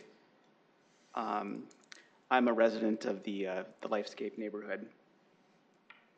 I wanted to bring up a specific problem that I believe we're looking at with the proposed plan, and it has to do with the level D buffer yard, which is required. The buffer yard, as proposed, I believe it meets the letter of the law, but it doesn't meet the spirit of the law in this case. The level D buffer yard includes certain plantings, and it also includes an earthen berm. And the purpose of the berm is to shield the residential homes from the parking lot. We're dividing a city block right down the middle And we're asking all these, the folks whose houses haven't been removed, we're asking them to have a parking lot in their backyard. So the buffer's there to protect them from noise pollution, visual pollution in their backyards. So the problem with the proposed solution has to do with the elevations. This site has a lot of hills, and as you can see in the first, this is the cross-section A as provided by the Lifescapes engineer. And you can see this particular portion of the buffer yard shows the 6-foot berm, and the second one shows how the sight lines are properly buffered in this case. However, this is on the far end where there's homes owned by Lifescape. In the center of the block, where the homes are owned by residents of the neighborhood, there's a very large slope. Those homes sit about 8 feet above the proposed parking lot. So this cross-section approximates that area, and this was, again, drawn by Lifescape's architects. I modified it somewhat to highlight some areas. So you can see the buffer yard is, in fact, not including a berm of any sort. The berm is the fact that there's an 8-foot slope, that rises 8 foot in elevation. However, you can see by the next drawing that there's no blockage of any sight lines, any noise pollution. There's no buffer here. So eventually there'll be mature trees and plantings, but especially coming up here, once the vegetation, the homes are all removed, and the parking lot goes in, these neighbors don't have any buffer, so to speak. So the level D buffer yard is incomplete, in my opinion. So I think this is a major point that, like I say, planning approved this. It apparently meets the requirements of the level D buffer yard, but as you can see, it doesn't meet the spirit of that buffer yard. Thank you. Thank you, Dave. Appreciate you being here. Is there anyone else who would like to speak on this specific topic?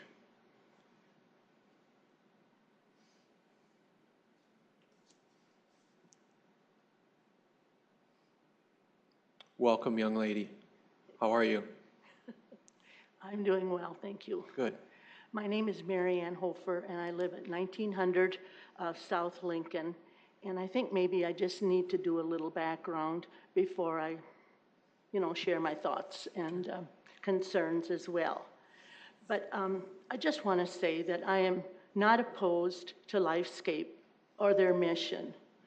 But I was very, and am very unhappy in the manner in which it was handled from the very start. We were not involved. I was totally blindsided and absolutely knew nothing about their plans until I received a letter from them the first part of April 2018. And I have lived at 1900 South Lincoln for 25 years. And prior to that, I lived at 1801 South Lincoln for approximately 20 years. So I've been in the neighborhood for quite some time.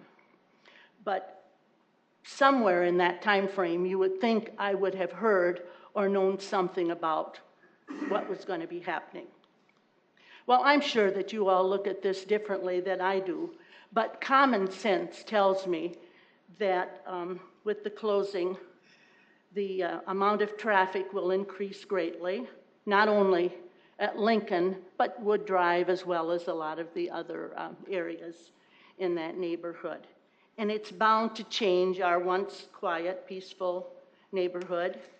And the view from my inside kitchen area has changed 100%. I'm just like an open book. And there are 7 houses that are on Lincoln Avenue and I am number 4. Number 1 and 2, 6 and 7 are owned by Lifescape, and 3, 4, and 5 are private individual owners. And if, as they say, they were approached by the homeowners on Lincoln, they could have said, we already have Elmwood. We really don't need to extend to Lincoln, which makes me wonder what they have up their sleeve with wanting to purchase homes on Lincoln as well.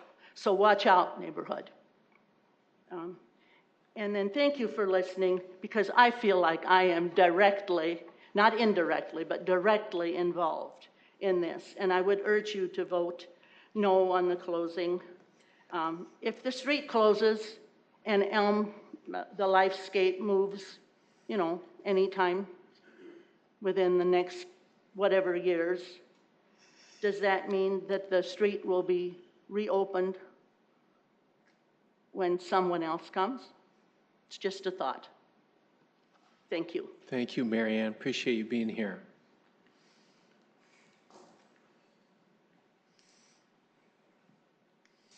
Hi, Janelle Kane, 1808 South Lincoln. I'm so new to you all on this subject. Last meeting, I did show you exactly the pictures from my backyard and what they said the stakes were. I indicated to you that Rick DeSanto had talked to me, and the day before he had talked to Mary Ann, my next door neighbor, and indicated that yes, that berm was going to be straight down like a ski slope. Later on in the meeting, Rick came and sat in front of me and said, oh no, I believe you misunderstood. That 4.5 feet will be in the middle of the berm, and then we'll have the fence. I can still see directly over it.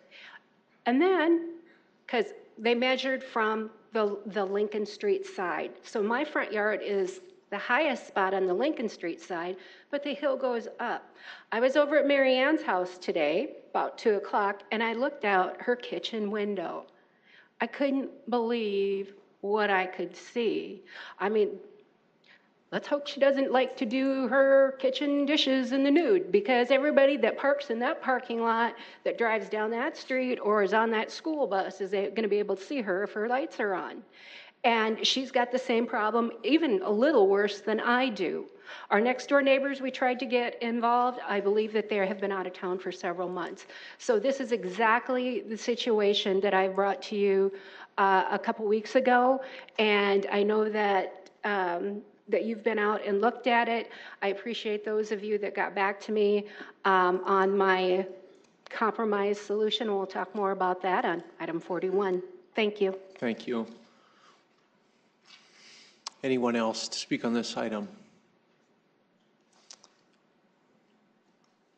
Good evening. Good evening. Rick DeSanto with Lifescape. Been working on this project, obviously, for quite some time. We purchased the final home to make way for us to build a parking lot in August of 2017 is when we closed on that home. As late as December, was in discussion with the VA to see if we could extend our lease there, and we can't. And the VA's been a great partner. I mean, they've given us 19 years, and we certainly appreciate that. Our goal really is just to provide parking for our staff and also provide a safe place for our students to be able to deboard from their buses at a drop-off site. The buffer zone, I think it's going to take a few years, obviously, for the trees and stuff to grow up. I'm hoping it'll end up being somewhat of a park-like setting and nice for the neighbors. And truly, my dream down the road is that a couple of years from now, those neighbors are going to go, this is actually really nice. Now, they don't have to tell me that, but I hope that's what they're thinking in a couple of years.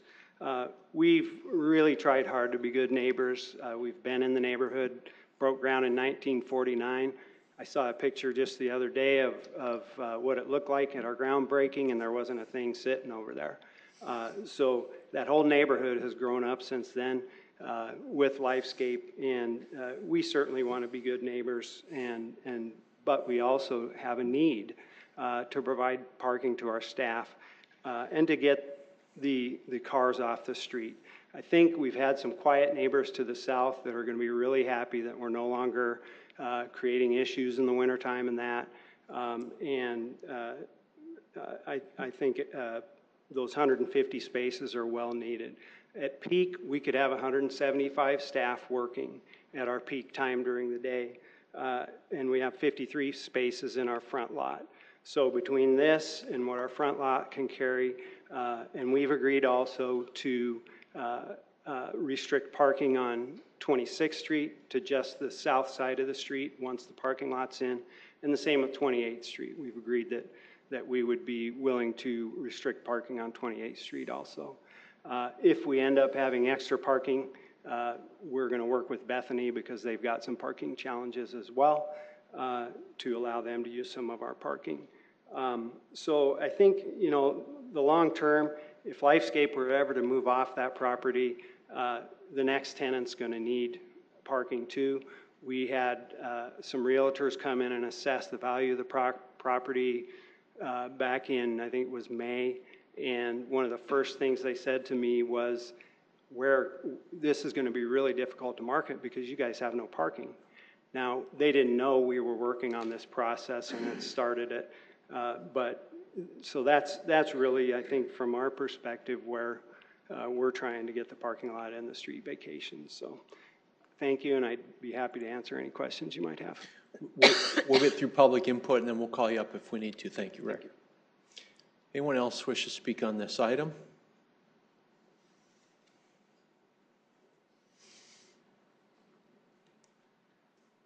Tim Stanga, he sort of answered my question a little bit. I understand that they need parking, and I understand that they've probably known for quite some time that they were going to lose their parking through the VA. But I guess I look at what the neighbors are going to be putting up with. When Lifescape came out and said that within 5 years they were thinking about maybe moving and building a new building and whatnot.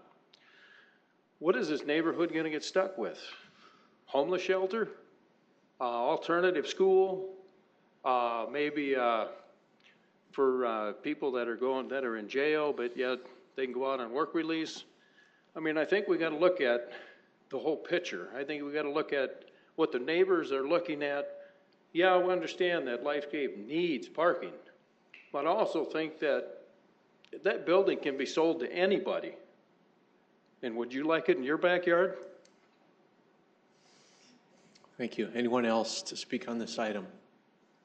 Ma'am, would you like to come forward? Sure. Welcome. Thank you. My name is Evelyn Freezy, and I just wanted to say that I oppose the closing of the street on Elmwood between 26th and 28th Street. Okay. Just wanted to tell you. Thank you, Evelyn. Thank you.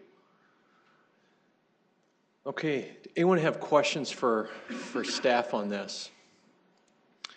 I'd like to ask for a motion, and then we can move into a discussion. I move to approve item. Second. Motion approved by Sale, seconded by Kiley. Discussion amongst the councilors. Councilor Sale. Yes, thank you, Mayor Ten Aiken. It seems like I've worked on this since the day the vote was done. And I've met with a lot of the neighbors. I've been to the public meetings that they've had at Lifescape. And for the life of me, I cannot come up with a better solution. I know that they've been purchasing these properties. I contacted the past CEO, Sheree Solon. Am I not loud enough? I've talked to Sheree Solon, and she said they were buying them back 15 years ago, as long as she could remember. And this is not a perfect solution. If we can remember back the first time that we met at Lifescape with the neighborhood, the possibility of putting an office building was there. Lifescape has said we will take that off the table, so it only will be parking. Nobody wants a 3-story office building on this property. They need the parking. They're losing it. I have heard as I walk the neighborhood that we need to do something with all the cars that are on the street. We talk about access for fire trucks and ambulances. With cars parked on both sides of the street, it's extremely difficult.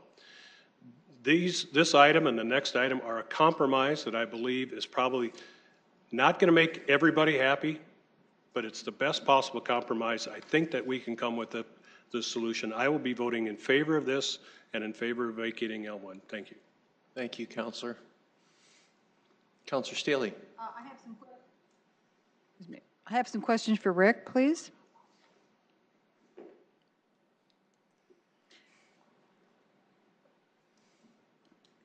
Rick, as I've been talking to these residents, I think this did blindside them. The whole process. I heard from some people that, you know, these were purchased, they were rentals, and they were kind of allowed to, some people thought they became a little bit questionable.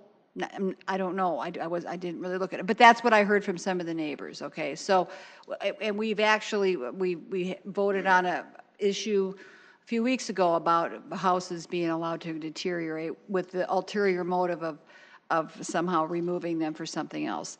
So in our community, I think it's so important that we're upfront with people about what's happening. We don't like to catch people off guard like that. And I did go over to Mary Ann's house. She got up and spoke. And, you know, if you go on Lincoln, I don't know what those houses on Elmwood were like. I wasn't really paying attention before they got moved out of there. But if you drive down Lincoln, it's a lovely street. And Mary Ann's home was actually, was it Spitznagel? Yeah, her home was designed by the Spitznagels, and it was featured in Better Homes and Gardens. So, I mean, we're not talking about some kind of ghetto area here. These people have pride in their homes, beautiful homes.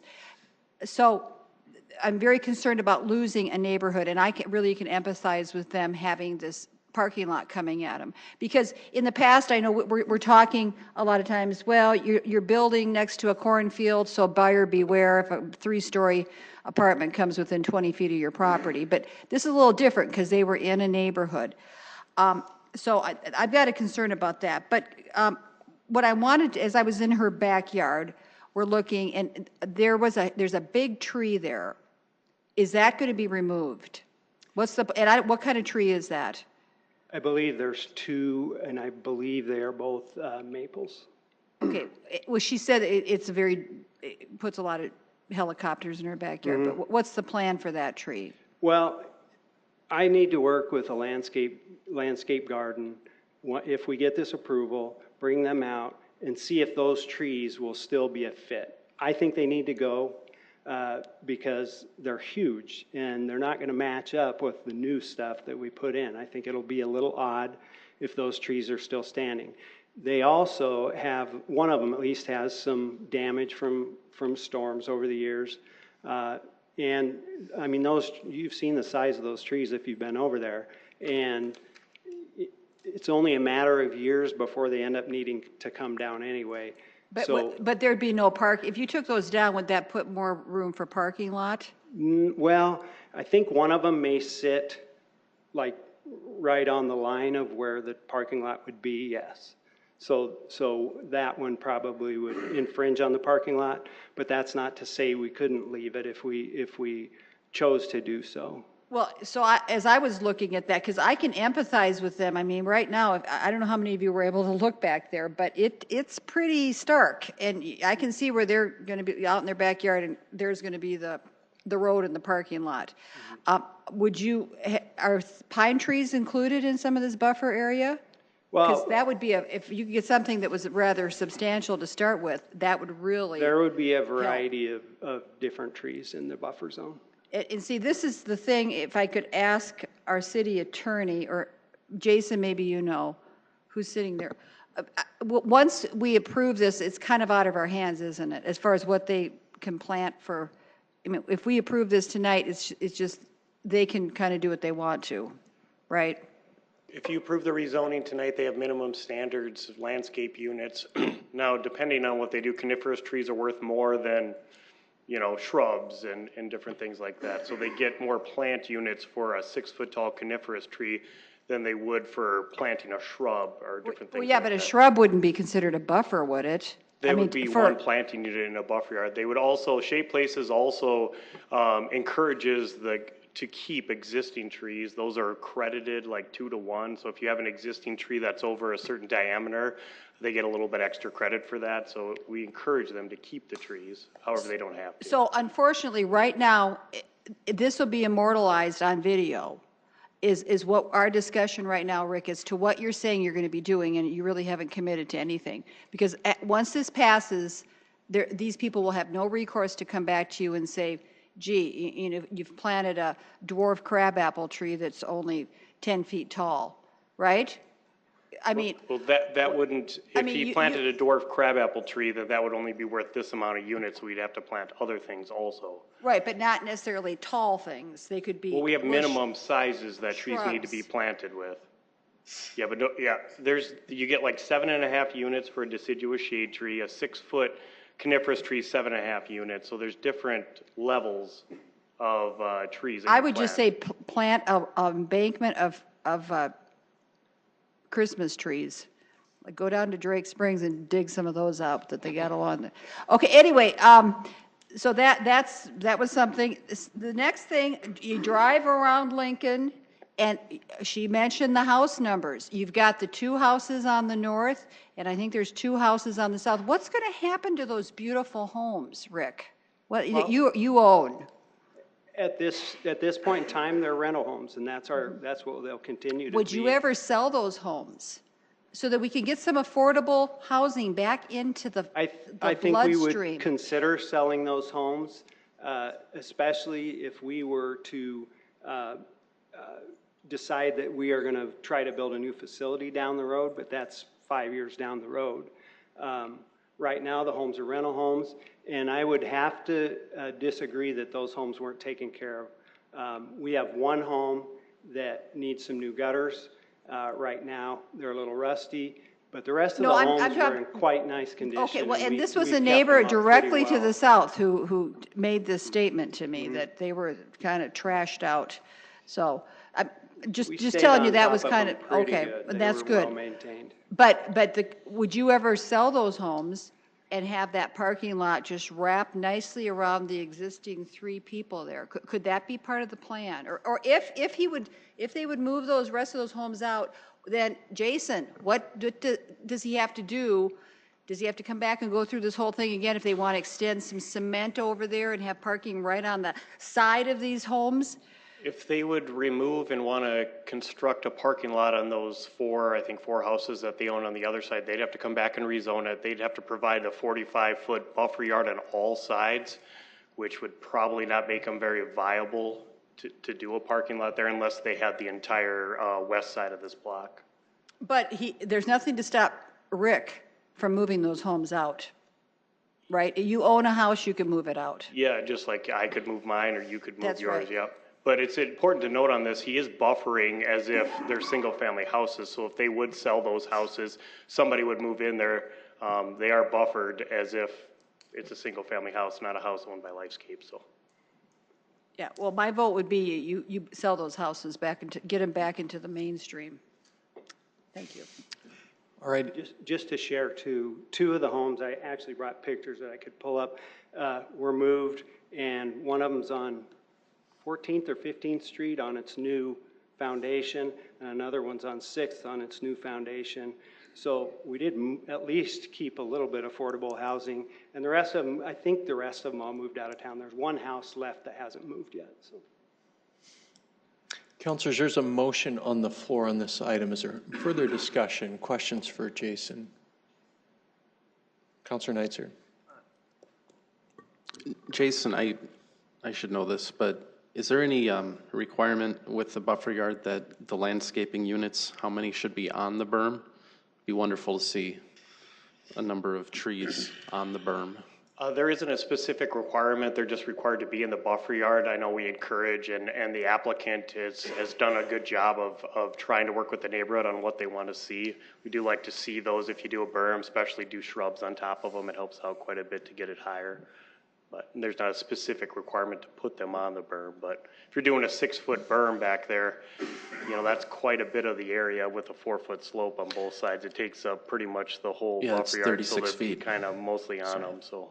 Yeah, that's by my math, 36 feet. Yeah. I think with 1 foot rise, 3 foot. Yeah. Yeah, so I guess I would just throw that out to Lifescape. I'd really like to see, if this is approved, that landscaping going on the top of that berm, because there's some beautiful buffer yards that do that, and that gets you 6 foot plus. Then you get the large trees and things like that. So, thank you. Councilor Staley.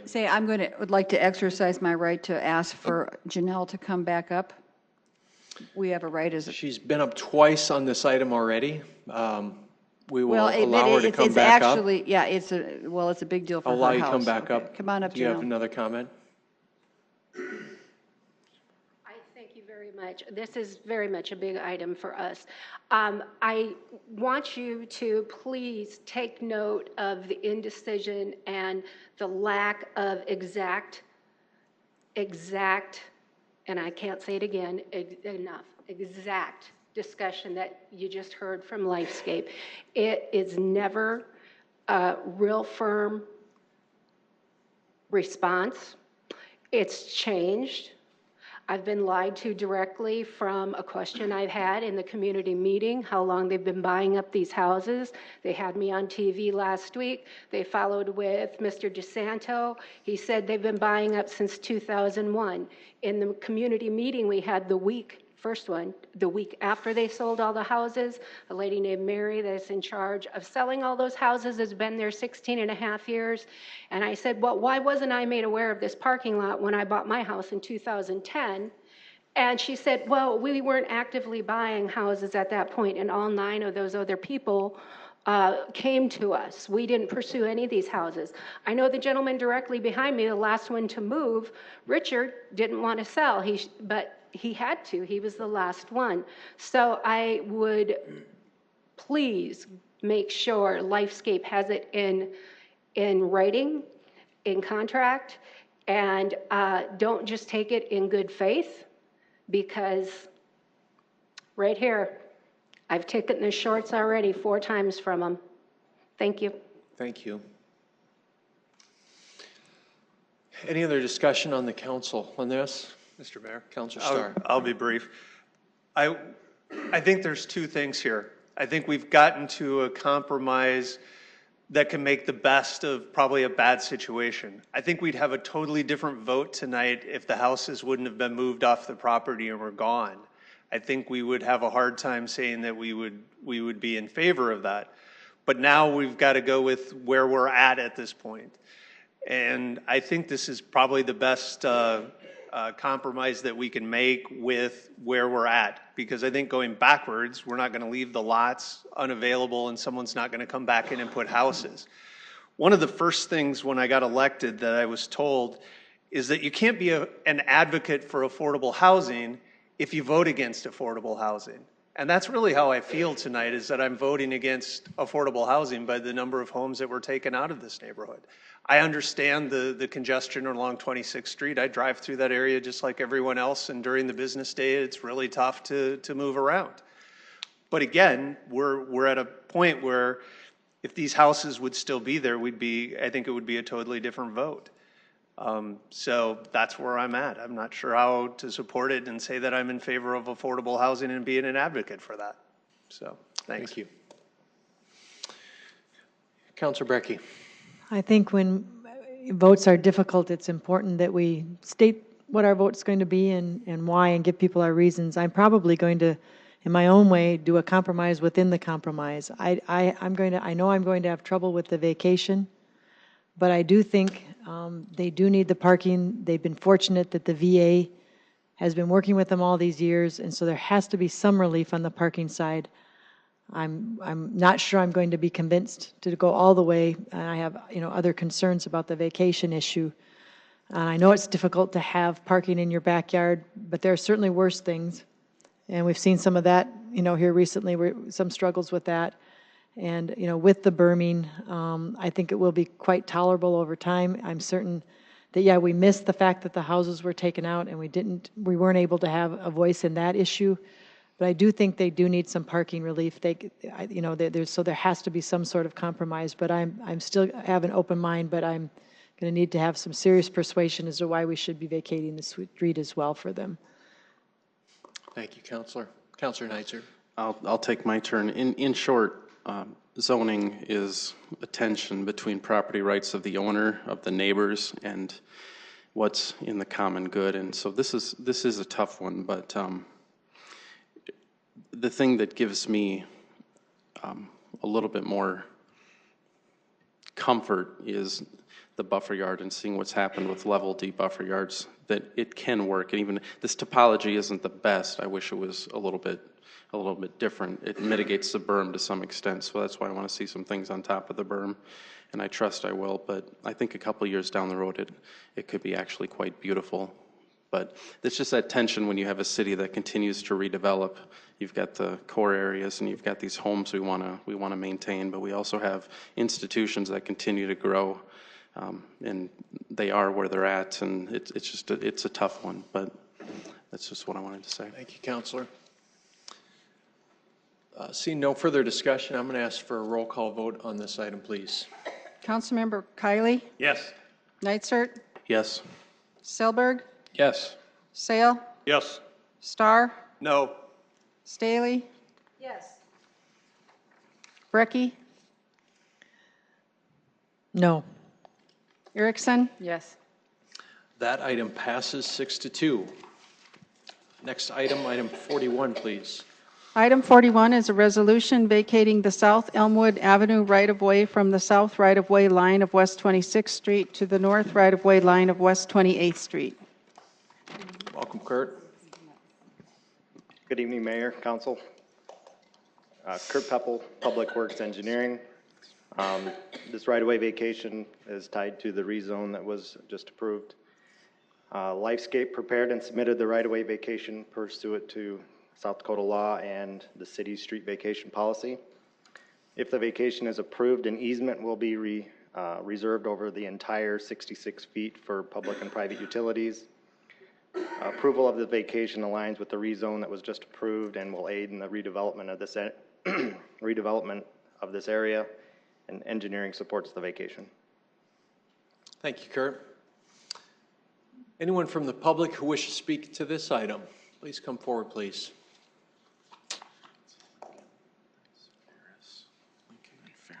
Hello again. Good evening.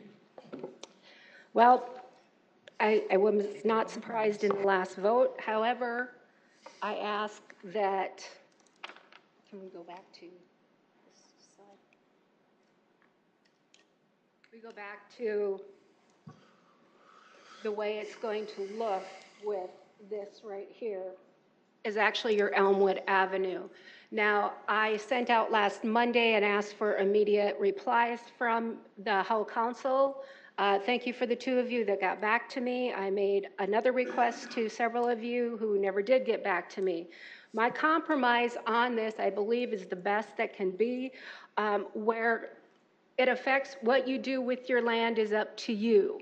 Okay, they're welcome to put a parking lot in there. However, all they need to do is take these spaces and turn them at a 45-degree angle. Then they can park around the end, like Ms. Staley just said, and park around the end. That'll give them almost enough parking as they're losing until we get the feasibility study back. Everybody forgets about the feasibility study. Rick said it himself when he's up here. Whoever comes into that property is going to need more parking. When we give up this street, in 5 years, they're going to be gone to their new property, and this street's still going to be closed in 25 years. And I pay taxes on this street and the utilities and everything, the upkeep underneath this street.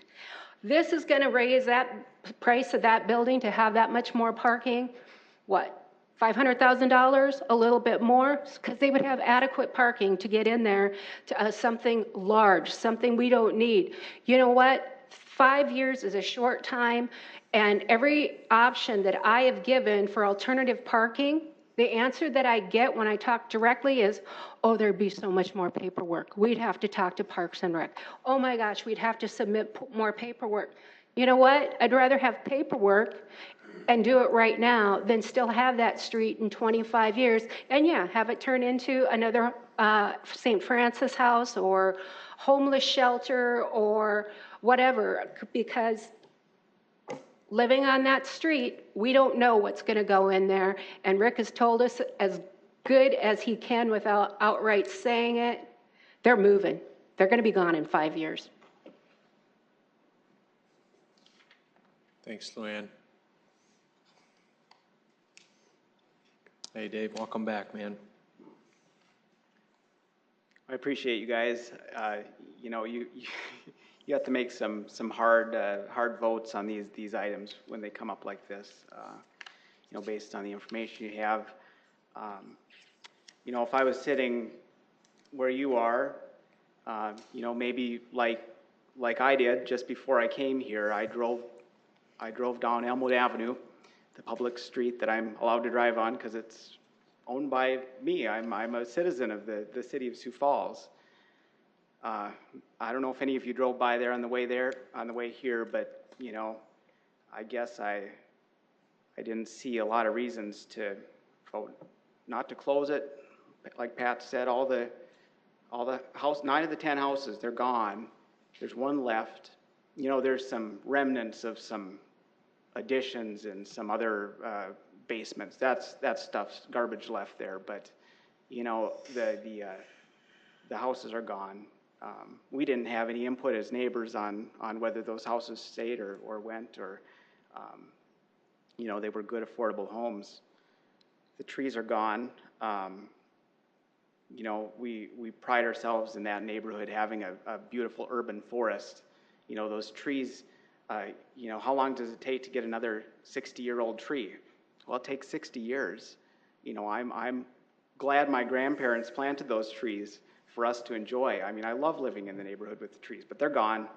So, you know, in Lifescape, they clearly need the parking. So I guess Lifescape, you know, they removed all the reasons for you to vote not to close the street. You know, we didn't have input on that. So I guess I just, as a resident of the neighborhood, I'll ask you to vote no to not close the street. I want to publicly call on Lifescape tonight, you know, pending the outcome of the facility study. I call on them to sell the 4 homes on Lincoln Avenue back to the neighborhood. We as neighbors are giving up a lot for Lifescape. We're giving up all those houses, we're giving up the trees, we're giving up our view, our neighborhood feel, we're giving up a street. So they need to do the right thing and return those houses to the neighborhood. Thanks. Dave, thanks for being here. Appreciate the input. Evening. Tim Stenga. Pat, you hit it right on the head. If these houses were still there and the trees were still there, you guys would have a different way to vote. But what happened is the city council and the city let a company come in, move houses, tear trees down, and do whatever they wanted to do to what? To strong arm not only the city council, but the city to make a decision outside this neighborhood. And I'm hoping that if it happens again, that the city council has a backbone to stand up for the citizens of Sioux Falls and say no. Thank you. George, go easy on the podium this week, okay, please? I promise you I won't touch it. George Hamilton. All right. I just wanted to ask a question, and possibly this gentleman right here would be able to answer, because I'm using this as a learning moment. When we vacate a street of that size, who retains ownership of that piece of property? Is it transferred to the property owners of Lifescape or a private citizen? Does it have the opportunity to go back to being a street? Do they buy it from the city? Who sets the amount for the city? Just as a learning how that is addressed. Thank you, George. Once a street is vacated, the county actually divides up the land. Typically, it would go to the adjoining property owners, depending on how many lots are along this right-of-way. It would be divided up to the adjoining owners, to the center line of the street, and east half going one direction, west half going the other direction to those properties. Got it. Thanks, Kurt. Other public input on this topic? Good evening. Good evening. Joe Batchelor. I lived at Oak and Lincoln, and I want to preface my remarks by saying that the views I'm representing here tonight are my own. I'm not representing anybody else's point of view. I'm not representing any organization's point of view. I also want to say that I'm a big fan of Lifescape and what they do. I've financially contributed to the organization. I'm not a fan of this project, though, for various reasons, but I want to talk about a solution that I think is actually quite workable. One other preface, my background is urban planning. I've studied more about urban planning policy and design than probably 99% of the people in South Dakota. I just say that as a point of reference that this is kind of my field of expertise. Could I get the overhead? You bet. Joe, would you pull the microphones apart? Because they've been feedback. They need to be about, there you go. People Is that better? Hear you better. Okay. So I've been thinking about this. The neighborhood, they don't want this right away vacated. What you see there, I've basically done a photo overlay of it's actually Main Street from Brookings with diagonal parking. And a two-way, one drive aisle parking lot. That's from the Sanford complex, and those are properly scaled. And what you get there is about 40 extra parking spaces with the diagonal parking. You get about 120 with the head-in parking. It's rudimentary. It's mainly meant to be a study. This isn't a design. It's just to demonstrate how much parking you could fit there and still keep the right-of-way open. I'd like to see a win-win solution for everyone, for Lifescape, for the neighborhood, for the people that live on Lincoln. And I think that this is a viable solution, and it still allows for a 30-foot buffer yard, which is what the zoning requires. And just lastly, I'll leave you with this. I think it's poor policy to be vacating public right-of-way for private use. To give it away freely like that, and we're talking hundreds of thousands of dollars of infrastructure, land value. I don't know of any private enterprise that would freely give assets away like that. And, you think of the role of government and it's to serve the public good. How does closing this right away serve the public good? I think that's the question you have to ask. Thank you. Thank you, Joe.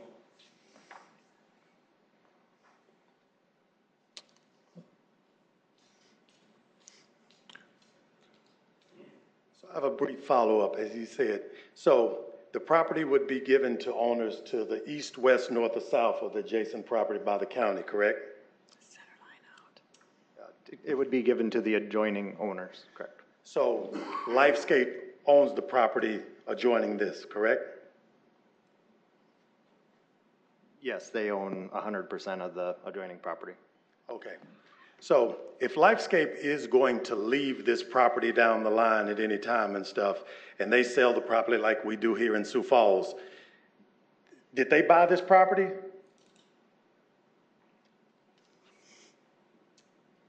The right-of-way? Yes. Did they buy this from anybody? It would have been dedicated when the area was developed. Well, what I'm saying is if we vacate the street and the property is turned over to Lifescape, they own the property. Lifescape sells this site, moves to their new location. Do they not profit from this vacated piece of right-of-way in the property of the sale because they're selling one big parcel that's not divided by two parcels, if I'm correct?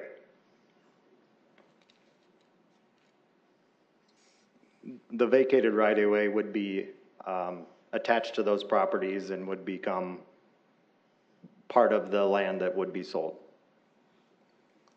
Thanks, Kurt.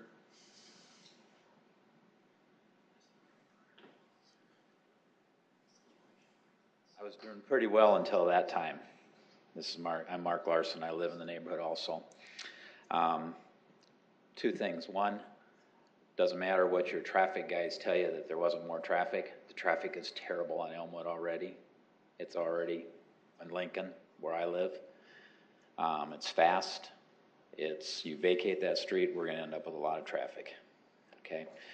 This is a quiet neighborhood. I'm 65 years old, lived in that neighborhood way more than I'm probably 40 to 45 years of that. This has already changed the whole dynamics of the neighborhood, the feel of the neighborhood. Have lots of young kids there. You vacate that street, the traffic's gonna be faster again. Doesn't matter what the parking situation is or the narrowness or whatever, the traffic increases to speed. They're not gonna just use 26th Street. It's just that's gonna be one more place they're gonna go faster. This bothers me as a taxpayer. Probably I was doing pretty well here, sitting here, until they get this property and they get it for nothing. Mm-hmm. That angers me. That angers me. Not a little bit, but a lot. If that's what happens when you vacate property, we're doing something wrong, you know? I tell you what, if I don't pay my taxes, what are you gonna do and come, my little $1,800 a year or whatever I pay? You didn't give me any of my property. That angers me.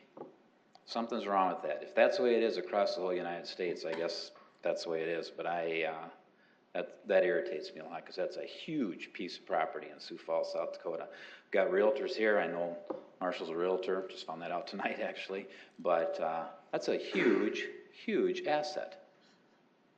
And just to vacate it and give it to them, it's wrong. It's just flat out wrong. That's not what I wanted to talk about. Now I've forgotten. You come up here and you forget. There was something else I wanted to say, but anyway, I thank you for listening to all of us. This is a neighborhood. I think you can tell that. This is a neighborhood. These are friends. These are my, I tell my Hutterite buddies that they're not the only ones that are related to everybody, okay? We're related. All of us are related, okay? Thank you. Thanks, Mark.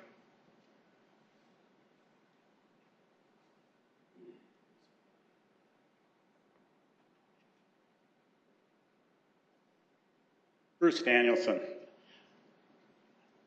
Anybody who knows me knows I support Lifescape more than probably most people would ever imagine. I've been involved with Lifescape, Crippled Children's Home, all the way back to the 1960s. So I've been in that building countless times. I know how tough it's been when there's been events. They need parking. But when Joe brought this thing up that we've put up on the screen, that's like the most thought I've seen put into this whole situation. I opposed the billions, $1 million vacation down at 41st, back when Billion Automotive came in and took that property over. They did not need that property, but they got $1 million worth of value so that they could do other things. And that property is not being used properly. This view here is some of the best thought I've seen it, but I would make one change. This line right here of cars that are up against the trees, I would have diagonally pointing toward the other cars if they're gonna do something like this. They don't need to vacate the street. We are doing diagonal parking all over this town now. It works. That adjustment can be made and you wouldn't have to vacate this street. Just like we didn't have to vacate the street down at 41st for the Billions.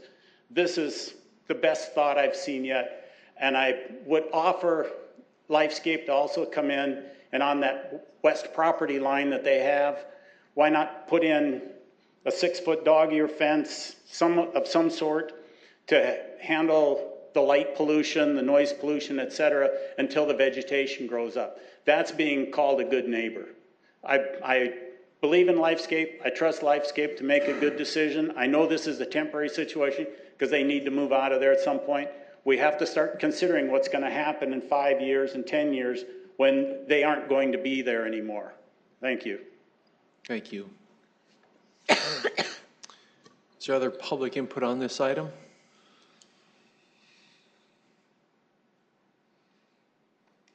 Welcome. My name is Dave Ottoman, and well, I have a concern because I don't have a commitment from Lifescape saying that they're going to sell back the 4 houses to the community.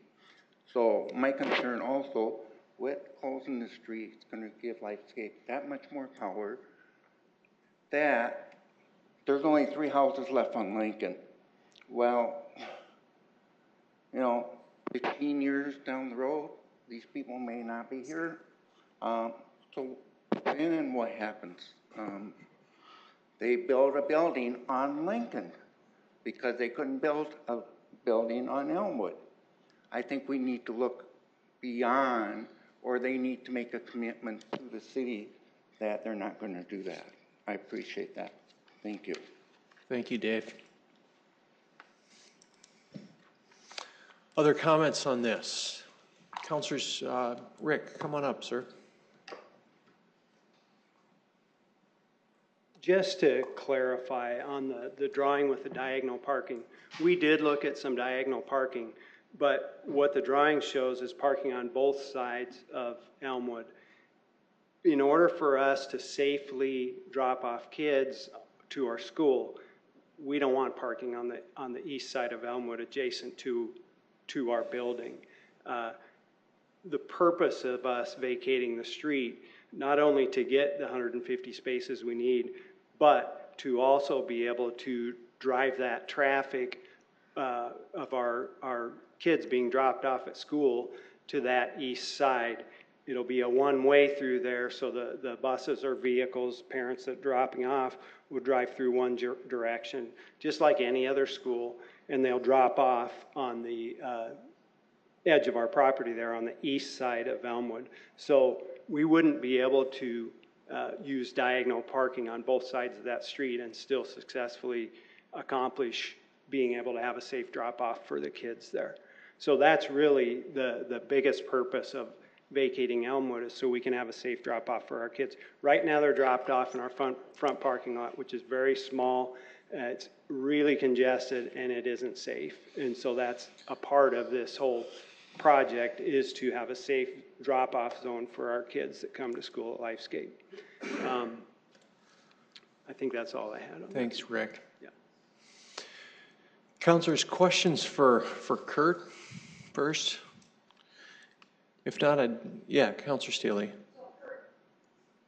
Kurt, just for the public and just to remind us, this is such a serious issue that it takes how many councilors to pass this?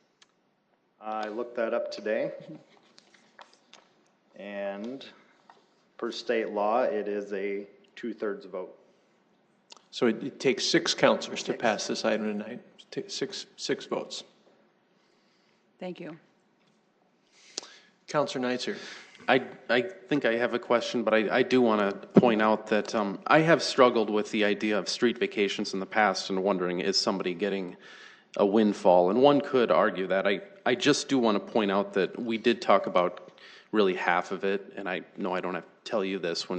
If I'm a developer and I own let's say this was a cornfield still, I subdivide the lots, and then I have to dedicate the right-of-ways, which in plain English, I have to take chunks of my development and I have to give it to the city to provide the access for all of the roads. So at some point, some private owner of property dedicated it to the city, and now in this particular case, if this goes through, it would essentially revert back. It may not be the same owner, but there's 2 sides to it. It's not like it was, always the cities, but I get the concern. I just want to add that context for people to kind of understand kind of what's going on. So I guess this may not be a question for you. I guess my question maybe for Rick would be, if it's not vacated but you've got the rezone, what happens?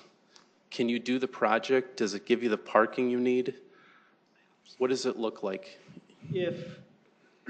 If we didn't get the street vacation, I believe we could still get 100 parking spaces, which is a 12 net increase over what we currently have at the VA.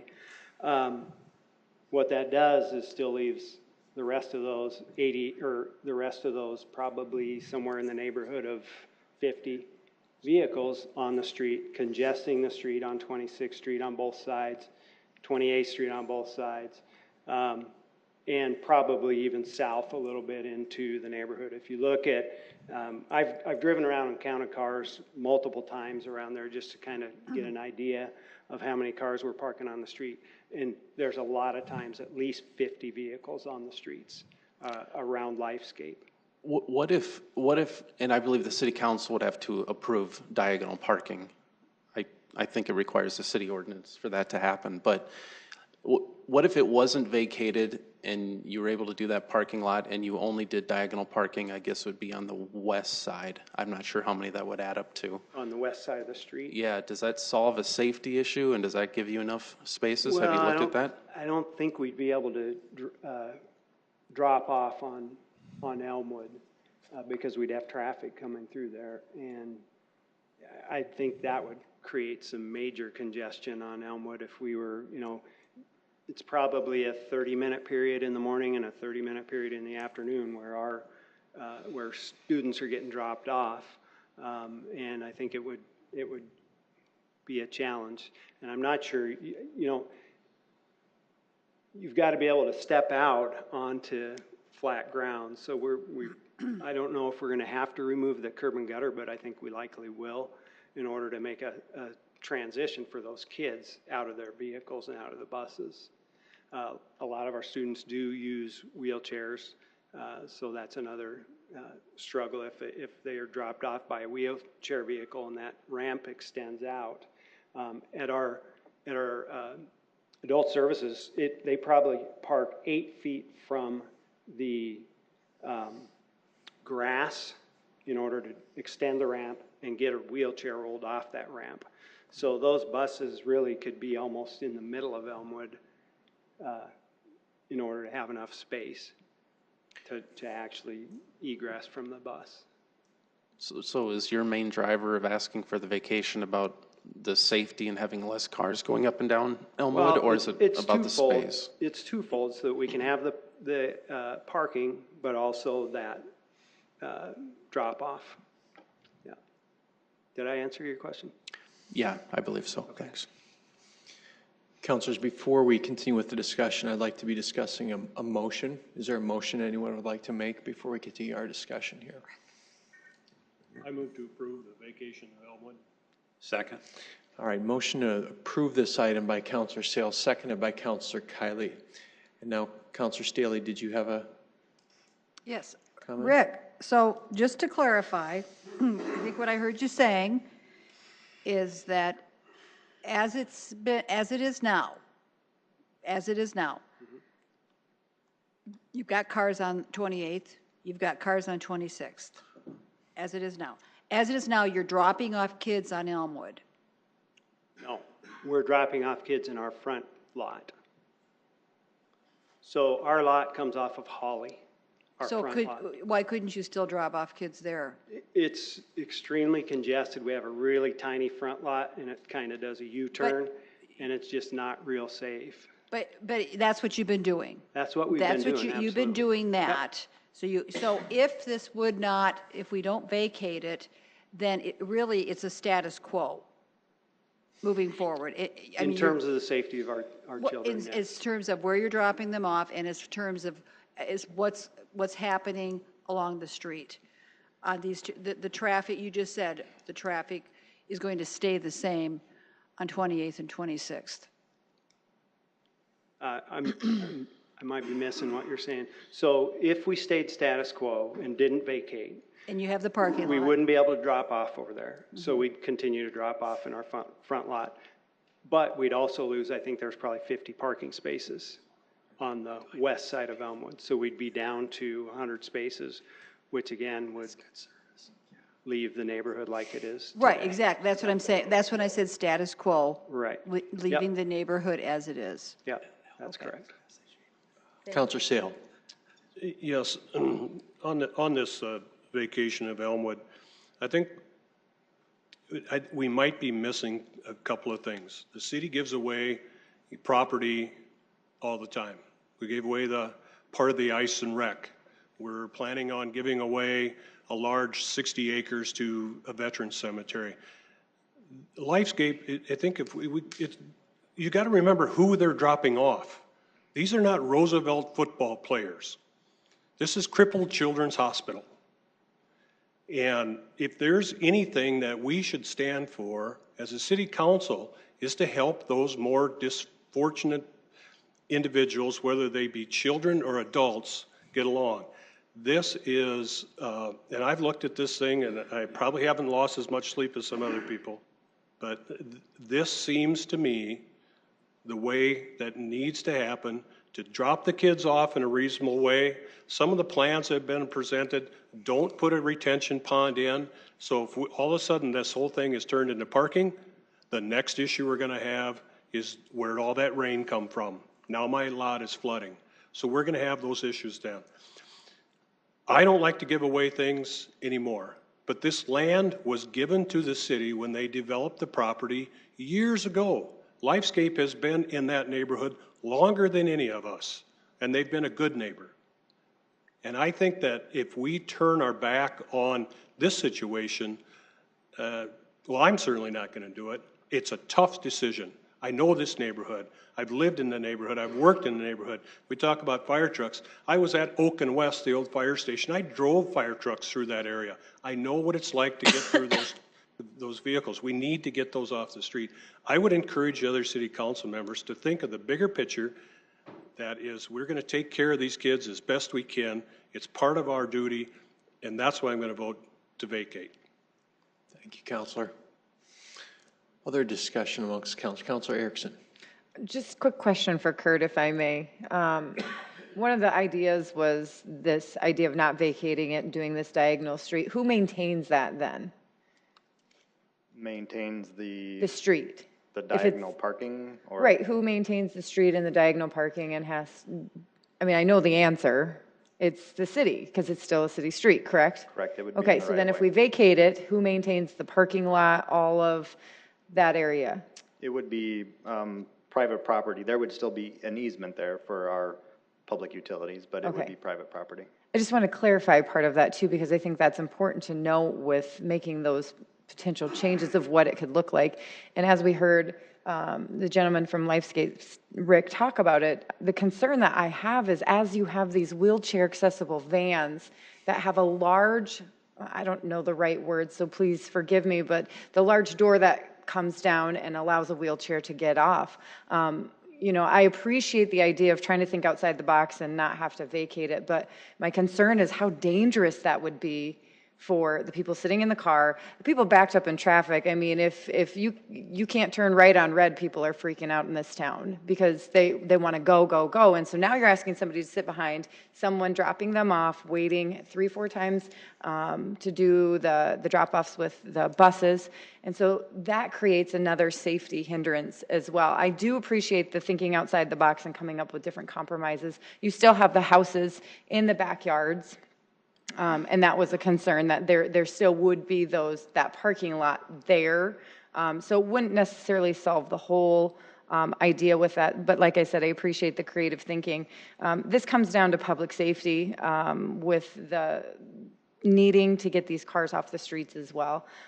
All of these people have been in the neighborhood for a very long time, including Lifescape, who has been a good neighbor, and the neighbors have been good neighbors back. It's an emotional issue. It's really, I mean, it is a tough decision, and please don't think that every single one of us takes this decision to heart. It's difficult. I just don't know where else these cars are going to go. Where are we going to put these cars that they no longer have the ability to park at the VA? It's to no fault of anyone else's, but they've got to have a place to park these cars, and that is a safety issue as well. And so for those reasons, I will be supporting the street vacation. Councilor Kiley. Thank you, and thank you to Councilor Sale for his words that I felt really needed to be addressed in terms of the services that Lifescape provides to this city and has provided since the early 1950s. They are as worthy as the Glory House project was. as the Veteran State Cemetery that we are currently working on and getting very, very close to, I might add. But in addition to that, the issue is if we do not vacate the street, we're still creating a safety issue. Number one, for the children in the drop-off. I think Councilor Erickson addressed that very well. They need, it's not like any other situation where the school bus can pull up curbside and just unload the students. They need much more room than that. But we would be creating a situation where we got a parking lot on one side and a business on the other where people are going to have to cross that street now. Plus, we're going to have a street that's most likely going to have parking on at least one side, if not both sides, which complicates it even more with individuals stepping out in between cars into traffic. They've already been dealing with that currently with the parking at the VA and crossing 26th Street, and we're trying to get away from that. In fact, they don't have a choice in the matter. They cannot force the VA into leasing them parking spaces. They absolutely do not have that choice. It's not their decision. It is difficult. You hate to see neighborhoods change. In this case, I believe this is a worthy cause, and I am going to be voting for yes on this particular item. Thank you, Counselor. Counselor Brecky? I would agree with everyone who's stated so far that it's a difficult decision. But as I reflect, one of the things that I learned in my previous dealings with the city is there's very few places in the law where the law requires a supermajority of the council. There's only a handful of places where a 6-person vote is required to make a decision. One of those is condemnation. That's when we take right-of-way for public use. One of them is vacation, when we take the public's right-of-way and give it back to the private sector. So that always in my mind was telling to me that that is one of our most serious responsibilities, is when we have the responsibility of giving the public's right-of-way away. And that makes it different from the Glory House. Those are completely different situations. This is property that was dedicated to the city for public use. And generally, in both of those areas, whether it be condemnation or vacation, there needs to be a really good reason for why you're giving the public's property back to private individuals. There needs to be, and it's usually something like it no longer is serving the purpose that it was originally designed to serve. And I don't see that here. I realize there's challenges to the drop-off. This is not, for me, it's not a vote for or against Lifescape. It's a vote about public property and public use. It's a vote about property rights. And for me, I will be voting against it because I am not seeing any testimony that tells me that this property has lost its purpose as a street. It's a city street. We simply have to come up with other alternatives than giving the city street away because a particular entity, is no longer fitting there. And maybe that's why they are planning on moving, because the property is no longer serving their purposes. But again, this is not a vote for or against Lifescape for me. It's a vote about a very serious decision of a vacation, and I won't be able to support it under these circumstances. Councilors, is there other discussion on this? Elbert. Thank you, Mr. Mayor. Yeah, probably one of the toughest things we run into in this gig is these type of situations where this town just, again, is growing and developing, is moving here and there into all areas of town, and calling balls and strikes on these issues is just almost impossible. We've got a neighborhood here that's family. They've been around there forever, and it's tough to, you make a very strong argument. You guys have all been united in reaching out to us. You've done a terrific job. Changing neighborhoods is tough. Change is tough, and it's going on constantly in this town. And what we have to do a lot of times is, you weigh this versus that, and there's a lot of people that are unhappy, and that's, I guess, what you sign up for with this. But I guess what it comes down to with me when you look at this, and there's been so much compromise and so much talk and so much effort put forth by so many people on both sides, and there's no perfect answer, and people are going to be unhappy, and there's no two ways about it. But when it comes flat down to it, when we're talking about safety for kids, a safe drop-off, when you've looked at alternatives and it's not going to work, this is going to have to be done to provide for this business, and they've stated their case on why that is. I appreciate Councilor Sale, who has worked his tail off on this for a couple of months. I know has been in there deep fighting and making sure he's listening to both sides and doing the best he can. And his guidance on this and what the rest of these folks have said tonight is just, it's been good work. But again, at the end, it's tough, but we have a tough call to make. But if we're all stating on our case on which way we're going to go, well, I've got to go towards the plan of, if it comes down to the purpose of safety for the kids in this organization, I'm going to lean that way. Thank you. Thank you, Councilor. Councilor Kiley.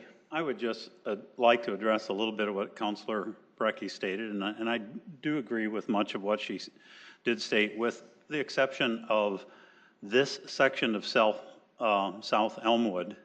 I do not believe it today, as it stands, currently serves the same purpose that it did 15 to 20 years ago. When there were residents on the west side of the street, it was very important, obviously, to have the street so that they could have access. Obviously, Lifescape has used it for access to a degree as well, too. However, now, Lifescape owns both sides of the street. The individuals that live on Elmwood south of Lifescape can still go south, they can go east, they can go west, they can even go north.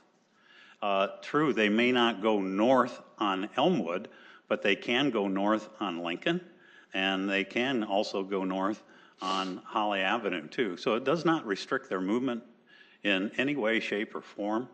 It doesn't affect the movement of our public safety, police and fire. So I would say that things have changed significantly here since the properties on the west side of the street have been now purchased by Lifescape.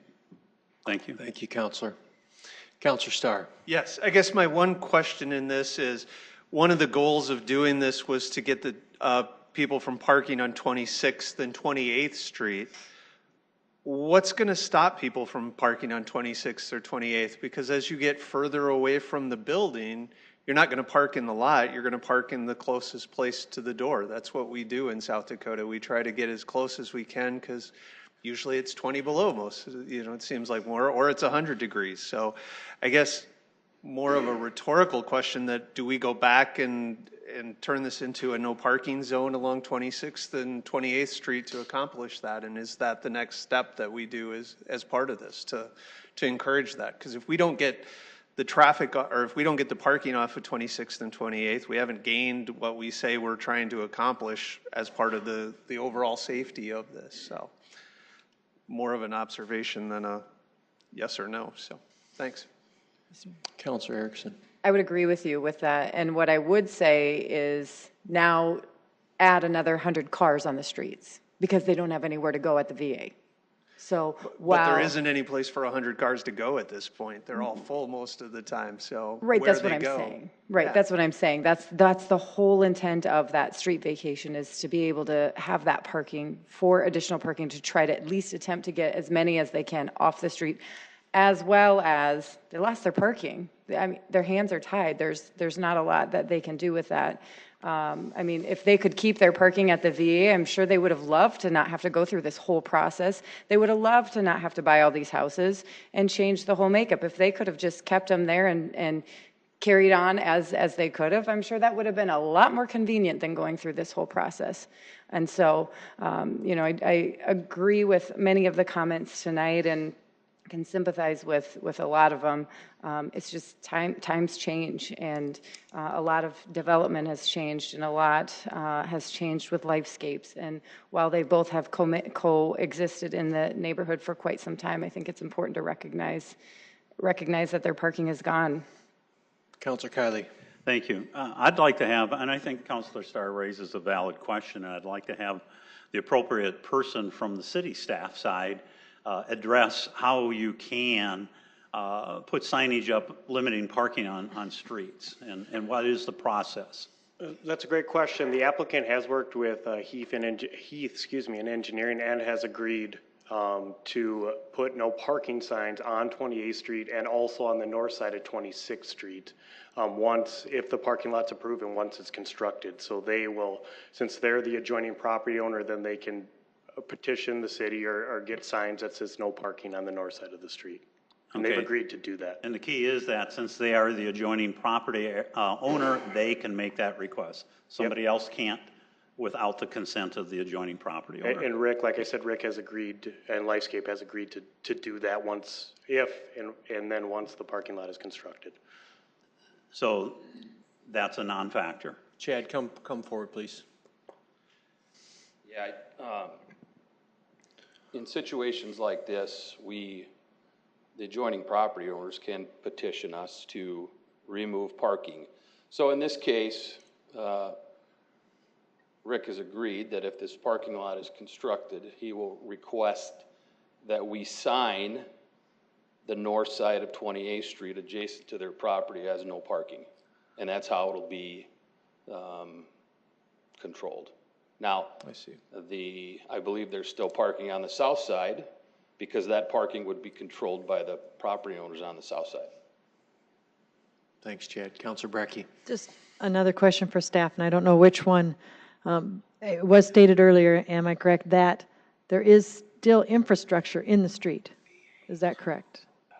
Yes, and when we look at these, we look at a couple things. One is the public and private utilities, and we feel comfortable with this because the entire 66 feet of right-of-way we will retain an easement on, which gives us the right to go in and maintain any of that infrastructure that's underground. So they can't come in and, they can't build a building on that. We have public utilities and parking lots all over the city that we have the right to go in and we can excavate there, and we could dig up a manhole, and we could reline it. So from that aspect, we feel comfortable with the public and private utilities. From a transportation system, if we looked at this, well, I guess my response would be though, so it's still serving a public use, a public purpose. I mean that it's housing infrastructure. It hasn't lost its use as a street. Correct. But you intend to put easements on. We will retain an easement there. And so now that was my question. Thank you. The easement will remain. And when we look at this from the driving public, if we felt that moving traffic to another street was going to be an issue, we would not support this. But there's about 600 cars a day that use Elmwood. I don't know how many of them. A majority of them are probably going to Lifescape. And so some are going to go east, some are going to go west, but we don't feel it's a volume that it's going to put those streets in a compromised situation. And you hear this a lot all over town, speeding, and that's a different issue we need to address. Now, if this is vacated, traffic patterns will change. We will have to monitor the situation, and maybe we have to put up stop signs in certain areas. Maybe we have to put up yield signs. But as the traffic patterns change, we will have to look at the different intersections and make decisions like we do on how to sign those intersections. Okay, then I guess that raises for me a couple more questions. And, I guess, that is, okay, so, it's, again, my question and my point is, I mean, it's still serving as a public street. In 5 years, Lifescape's gone. What is the value, the street value, the per square foot value of this generous gift that we're giving Lifescape that they're going to be able to transform into cash when they sell it? And we might have a place that doesn't have children that need to be dropped off, a place that doesn't need as much parking as they need, and we've given up a city right-of-way, to the benefit of private individuals that still is serving a use as a city right-of-way. So the question I guess I have is, what is the street value, the per square foot value of this, large piece of property that we're giving to Lifescape? I don't know what the value of it is. When we vacate a street, we're following what state law dictates, and so that's the process we've always used. Right, which is the center line, and usually it goes half to each property owner, but in this case, since there's only one property owner, they get the full street. Yes. Because usually when you vacate street, there's more than one person who benefits, correct? Yeah. It depends on who the owners are. Yep. Right, yep. Thanks. Councilor Kiley. Again, in terms of transportation needs, the needs for this street have changed dramatically with the purchase of the properties on the west side. As Mr. Heavey had stated, the right-of-way is still retained by the city for any infrastructure that exists there. That does not change. Also, Lifescape has agreed not to build on the property. They can't build over the right-of-way in the first place. That has been the condition under other vacations. So the value of basically that area that can't be built upon would be greatly reduced versus property that you could put a structure on. So I question that. And I also hesitate to base a vote on speculation of what might happen 5 years from now or 10 years from now. I just know what the conditions are now, and I would encourage my colleagues to vote on what's before us here today. Councilors, I'm going to ask for a roll call vote on this item, seeing no further discussion. Council members Kiley, Yes. Neitzert, Yes. Selberg, Yes. Sale, Yes. Starr, No. Staley. No. Brecky, No. Erickson. That item fails 5-3. Next item, item 42. Item 42 is a resolution approving the special assessment roll for installation of concrete sidewalk on West 9th Street, North 4th Avenue, and east of Benson Road.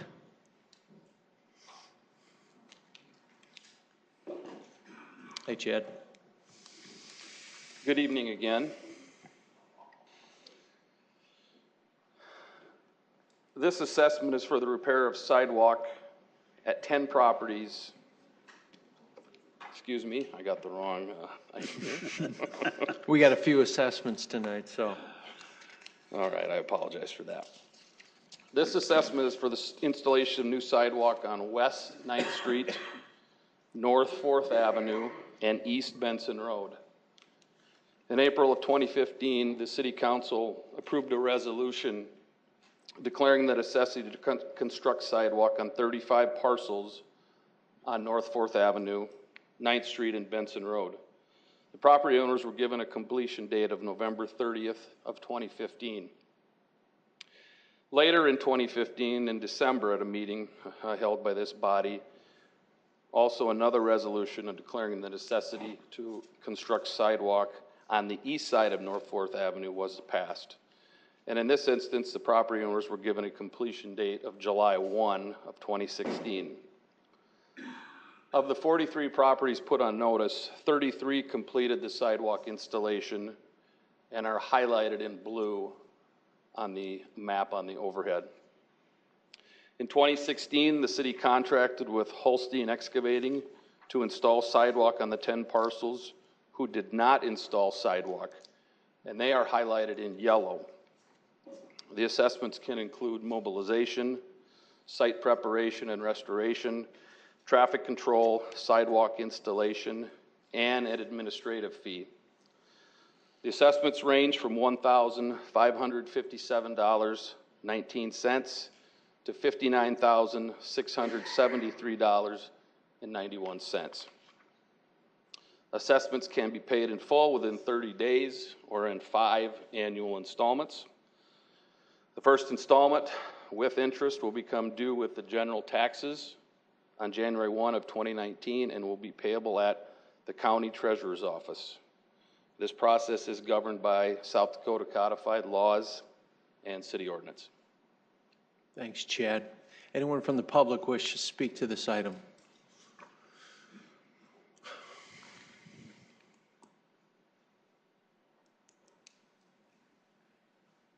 Bruce Danielson.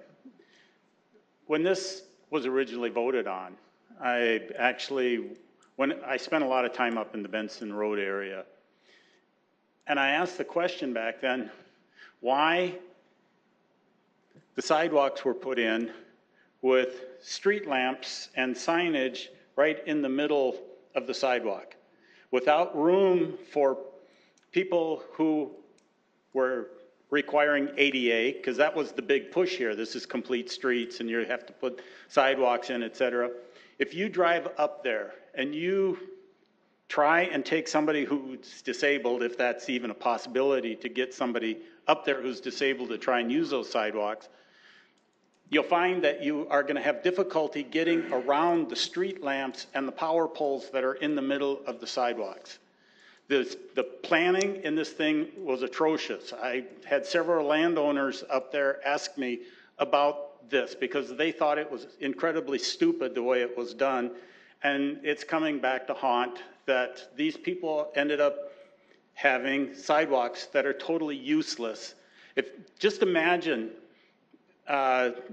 being blind and having to walk along there and go between the blocks and have to keep hitting street lamps and power poles. It's really stupid. That something needs to be done up there. Those property owners have really been taken advantage of in this whole thing and the way it was done. It was all done at the time when Capital One was out there really big and busy, and they did have some disabled people. And I talked to a few of the people that were trying to get down to the bus stop, and they thought it was just about impossible that they could do it. And actually it turned out, we lost Capital One, but that thing's got to be fixed. Thank you. Thank you.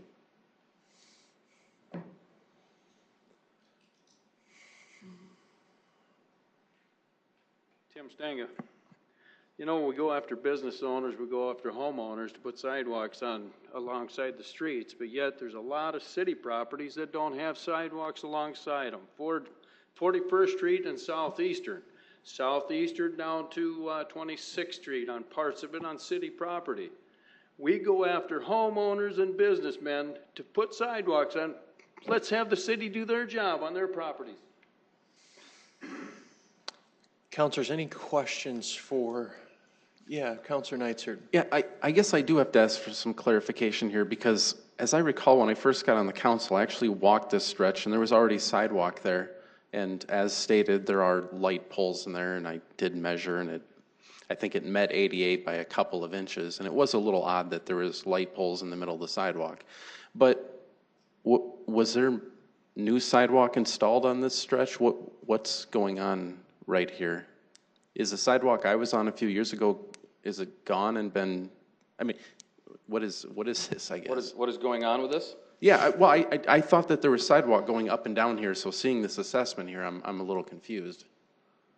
At the point in 2015, some parcels had sidewalks and some did not. Okay. And so the properties in blue and in yellow did not have sidewalks. The properties in blue went ahead and installed the sidewalks with their own contractor. Okay. The properties in yellow did not, and then we went ahead and hired a contractor to have it done.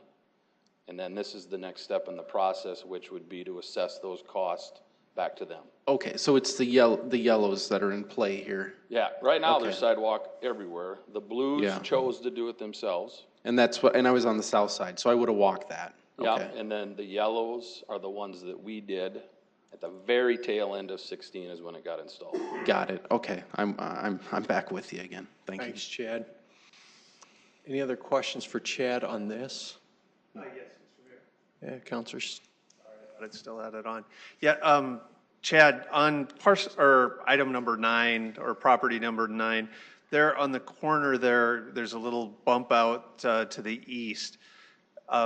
Is that owned by someone different, or it is? What is that? It's owned by somebody different. Okay, but did they put sidewalk in then, or did sidewalk was in? It was either. Or it was there already. It was there, or else it'd be on this map. Okay, perfect. And then we've listed all the property owners then as part of this, correct? The assessments that we're making against most of these people, the likelihood of us collecting before they sell the property is?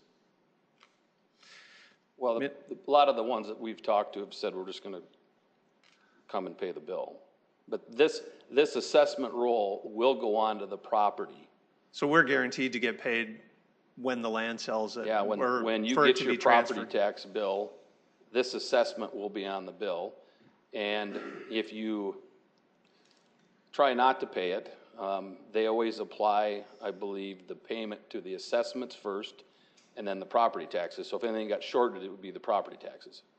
Perfect, thank you. Thanks, Chad. Counselor Staley? That was going to be my question, as do we, so let's take the person who owes $1,500.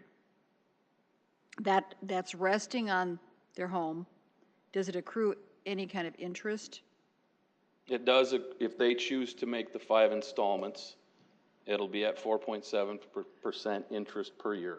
What if they don't? They can pay it within, Well, like, because you said some people don't pay anything, and then it comes off when they sell the property. no, I didn't say that. Oh, I thought. So let me correct that. The two options are, is if this passes tonight, they will get sent an actual bill. It tells them they have 30 days to pay it in full with no interest. If they choose not to pay it in full and they choose to pay it in 5 annual installments, it'll be, the first installment will be due in January of 2019, and the bill will come, it'll be on their property tax statement you get from the county. It'll list, your property taxes and the street maintenance fee and the storm drainage fee, and then it'll have this sidewalk Oh, it's assessment. getting wrapped into the property tax. Yeah, so if they choose the 5 installments, those are always collected by the county and then given to us. So what's the wiggle room for somebody who just wants to be totally delinquent on this? Or they can't? If anything is delinquent, it'll be their property taxes. Because any money they pay will go towards the assessment first. And these people are aware that this is coming? Yes. They know the cost? I mean, when did you tell them this is your bill? Okay. So like, that $60,000 one. So you approved this on, you set the date of hearing at the last meeting in August. Mm-hmm. And then immediately on Wednesday, that was a Tuesday night, on Wednesday then we sent letters telling them, notifying them about the hearing, and on the back then it gave them what their assessment amount would be. Now prior to that, we did give them an estimate of what the work we estimated would cost before we ever did the work. And in 8 out of the 10 cases, our estimate was higher than the actual cost was. So their cost was actually lower. In a couple instances, it was a little bit more expensive than we estimated, because to meet ADA requirements, we had to go back into their property to do some grading and some resurfacing. So what kind of response did you get from these people? I mean, since they didn't do it themselves. Yeah, I mean, most of them said, and I should say this, many of these properties, probably half of them are owned by corporations in Florida, California, Illinois. We did talk to the gentleman that owns property 9 today. He's an executive vice president with this inland real estate company in Illinois. He just said, I get bills like this all the time. So, everybody we've talked to is, most of them have said, we're just going to come and pay it. Okay. Thank you. Councilors, is there a motion like to be made on this? Move to approve. Second. Motion to approve by Kylie, seconded by Sale. Further discussion here? If not, a vote on this item, please. Councilmembers Kylie? Yes. Neitzert? Yes. Selberg? Yes. Sale? Yes. Starr? Yes. Staley? Yes. Brecky? Yes. Erickson? Yes. That passes 8-0. Item 43. Item 43 is a resolution approving the special assessment roll for removal and replacement of concrete sidewalk at various locations. All right.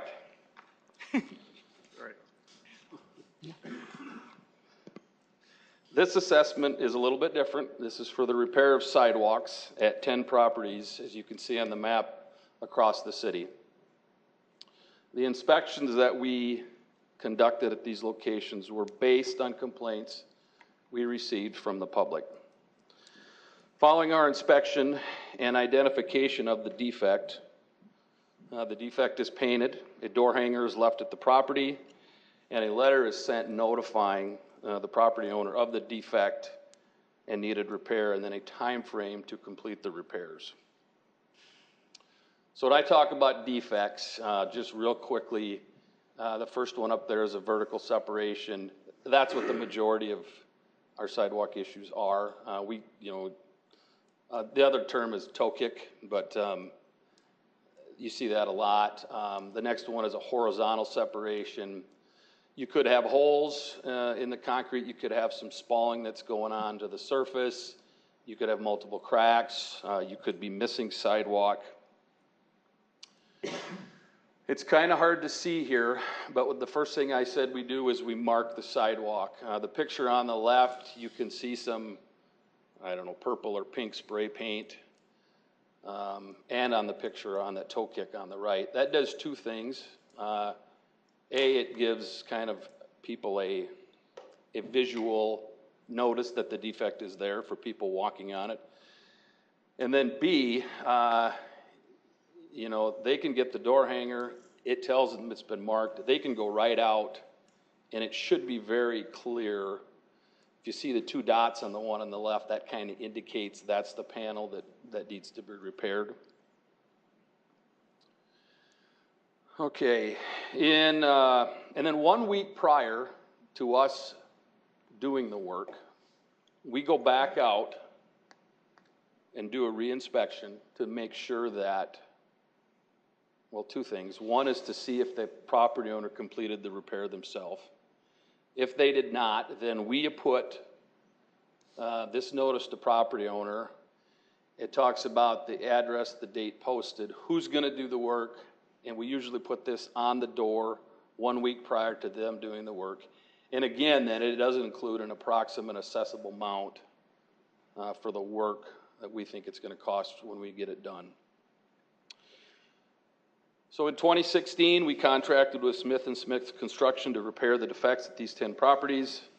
Again, the assessments can include mobilization, any restoration we have to do, sidewalk repair, reinstallation, and an administration fee.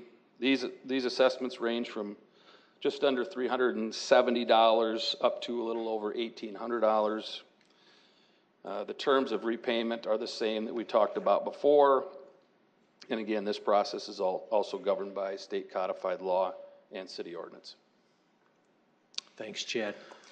Anyone from the public wish to speak on this item? Okay. As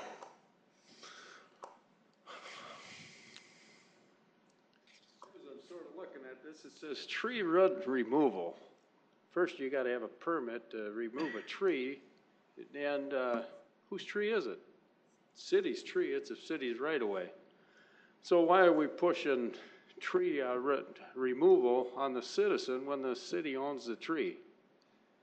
I'd rather get rid of all trees in the boulevard, but that's a little bit steep, $120 for each tree. Councilors, any questions for Chad on this item? Councilor Staley?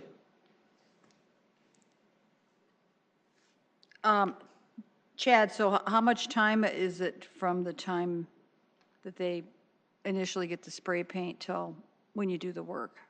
In these instances where we get complaints, we give them usually a much shorter window, anywhere from 4 to 8 weeks to do it, because a lot of these complaints are because people have tripped or they have fallen, and so we give them a much shorter window to get the work done. Does that answer your question? Yes, Okay. and then you said how many were there? 10?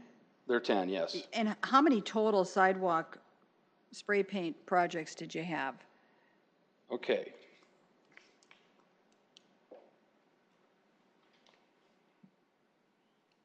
I will say too, there's quite a bit of valuable information out on our website regarding sidewalks, but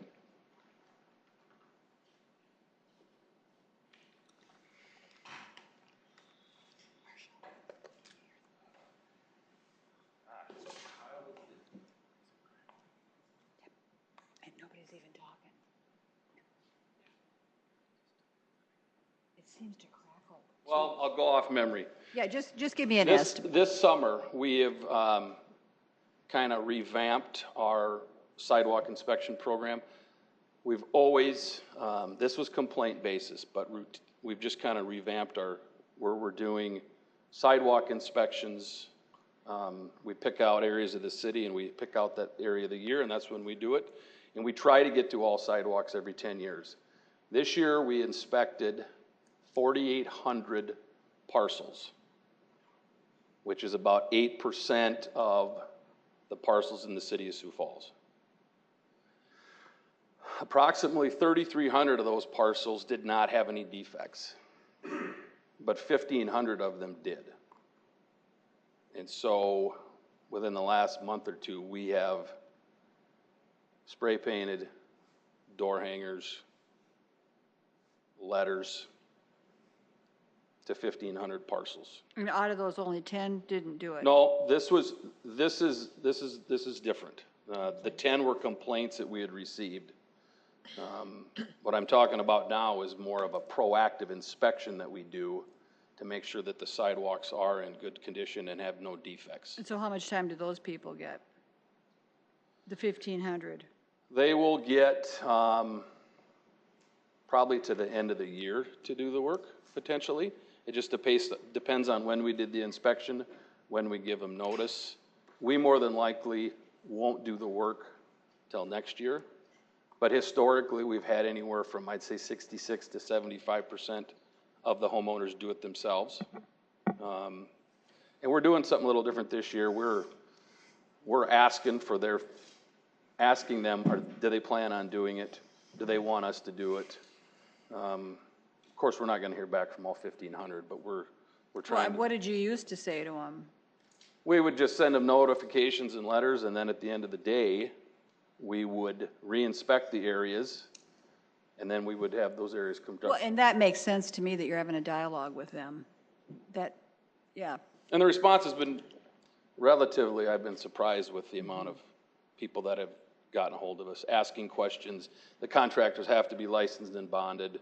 They have to get permits to do the work and things like that, so. Well, of those 10, here, I guess I haven't heard anything from anybody that was having a problem with it. We attempted to do same thing with the date of hearing until tonight. We did try to reach out to. Did they know about it? You think these people maybe didn't know we were voting on this? No, I think most of them know about it. You know, we heard back from 4 or 5 saying, yeah, we're ready to write the check. But others we tried calling, we either don't get a response or they're not going to respond. Okay, thank you, Chad. You're welcome. Councilor Neitzer. Thanks. I would just share that this year, this summer, I actually had one of those 1,500 or so that was, it was inspected in her neighborhood, which happens to be not too far from where I live. And I did help her, and she did have quite a bit of time. And there was quite a bit of communication. And they did paint all of them in March. She had multiple panels that had sunk. And the city was very helpful, and I was able to help her in getting a list of, there's a list of contractors that are, approved and that they're licensed. And so we were able to get multiple bids and find one that actually had a senior citizen discount, actually. So they actually 10% off, which was a good deal. So, but I was just going to say, and I had this discussion with somebody in engineering, I don't remember who it was anymore, but typically, my understanding is that you have just essentially replaced the panels. You haven't done, let's say, mud jacking or grinding or anything, because of that's supposedly been a little bit more reliable and standing up, and some worry about maybe the panel's going to sink. And as far as the bids we got anywhere from like 1,000 to 1,200 for a panel replacement, but we got it down to like $520 by doing the mud jacking. And I mean, it had the the little circles, whatever, but she was fine with cosmetic. She was on Social Security and very fixed income, so even that $520 was something where she was looking at getting a bank loan to make it happen.